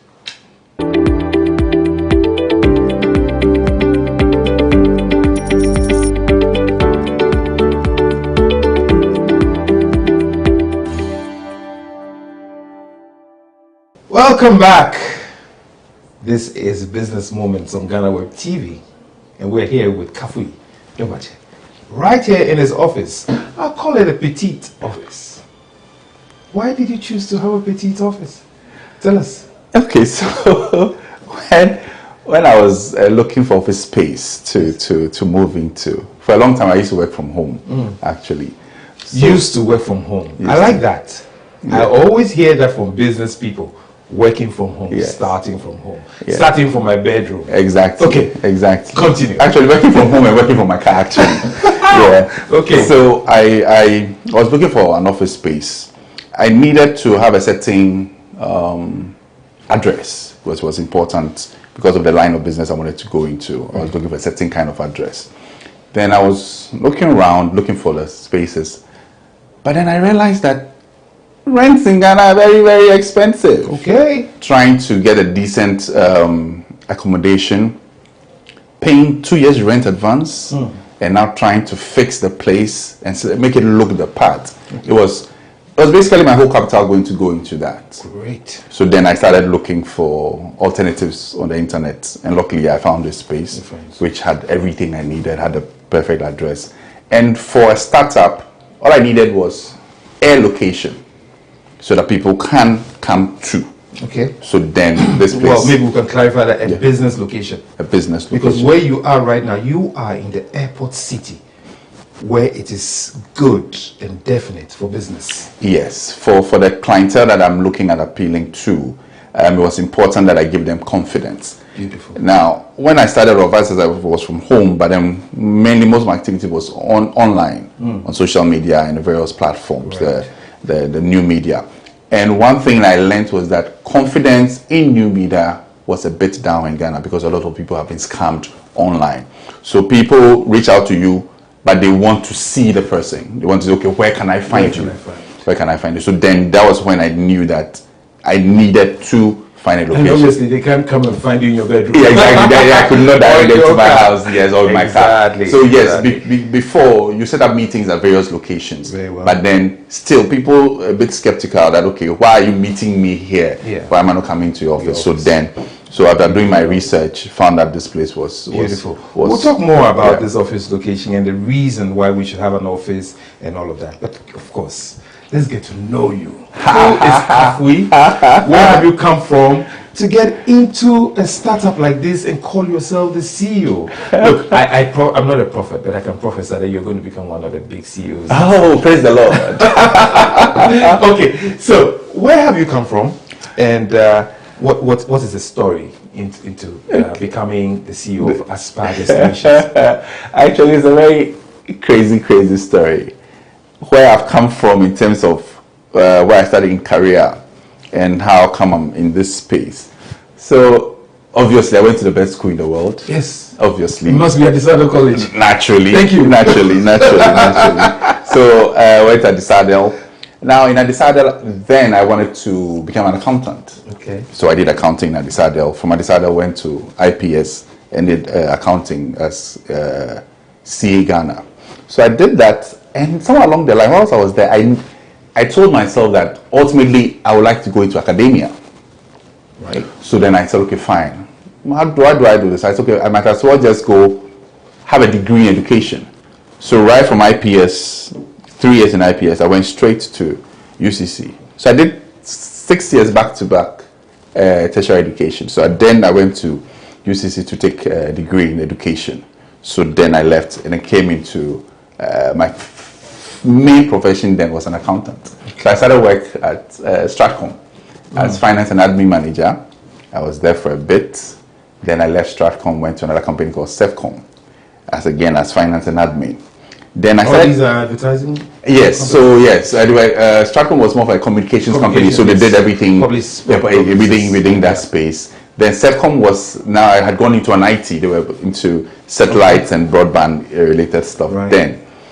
So then I doubled into sales a bit, though I was finance and admin. Yeah. I was supporting the sales function too as well. But then, truth be told, I woke up one day and I told myself that I don't think I'll be the best accountant Ghana ever created. And so there was no point staying in that space because I wasn't getting fulfilled in that space. Beautiful. Take a halt. Now, because our audience are really taking notes. So you thought you could do accounting. Yeah. But later on realized that you weren't getting fulfilled. Nah. So it's not your talent. Nah. It wasn't my space. It wasn't you. It wasn't my space. You were not finding it easy. Nah. It wasn't. Okay, so take note. Yeah. Continue, please. I wasn't the type who would come and sit in the office, look at the computer the whole day. It wasn't my thing. Okay. So that's why I kind of got excited.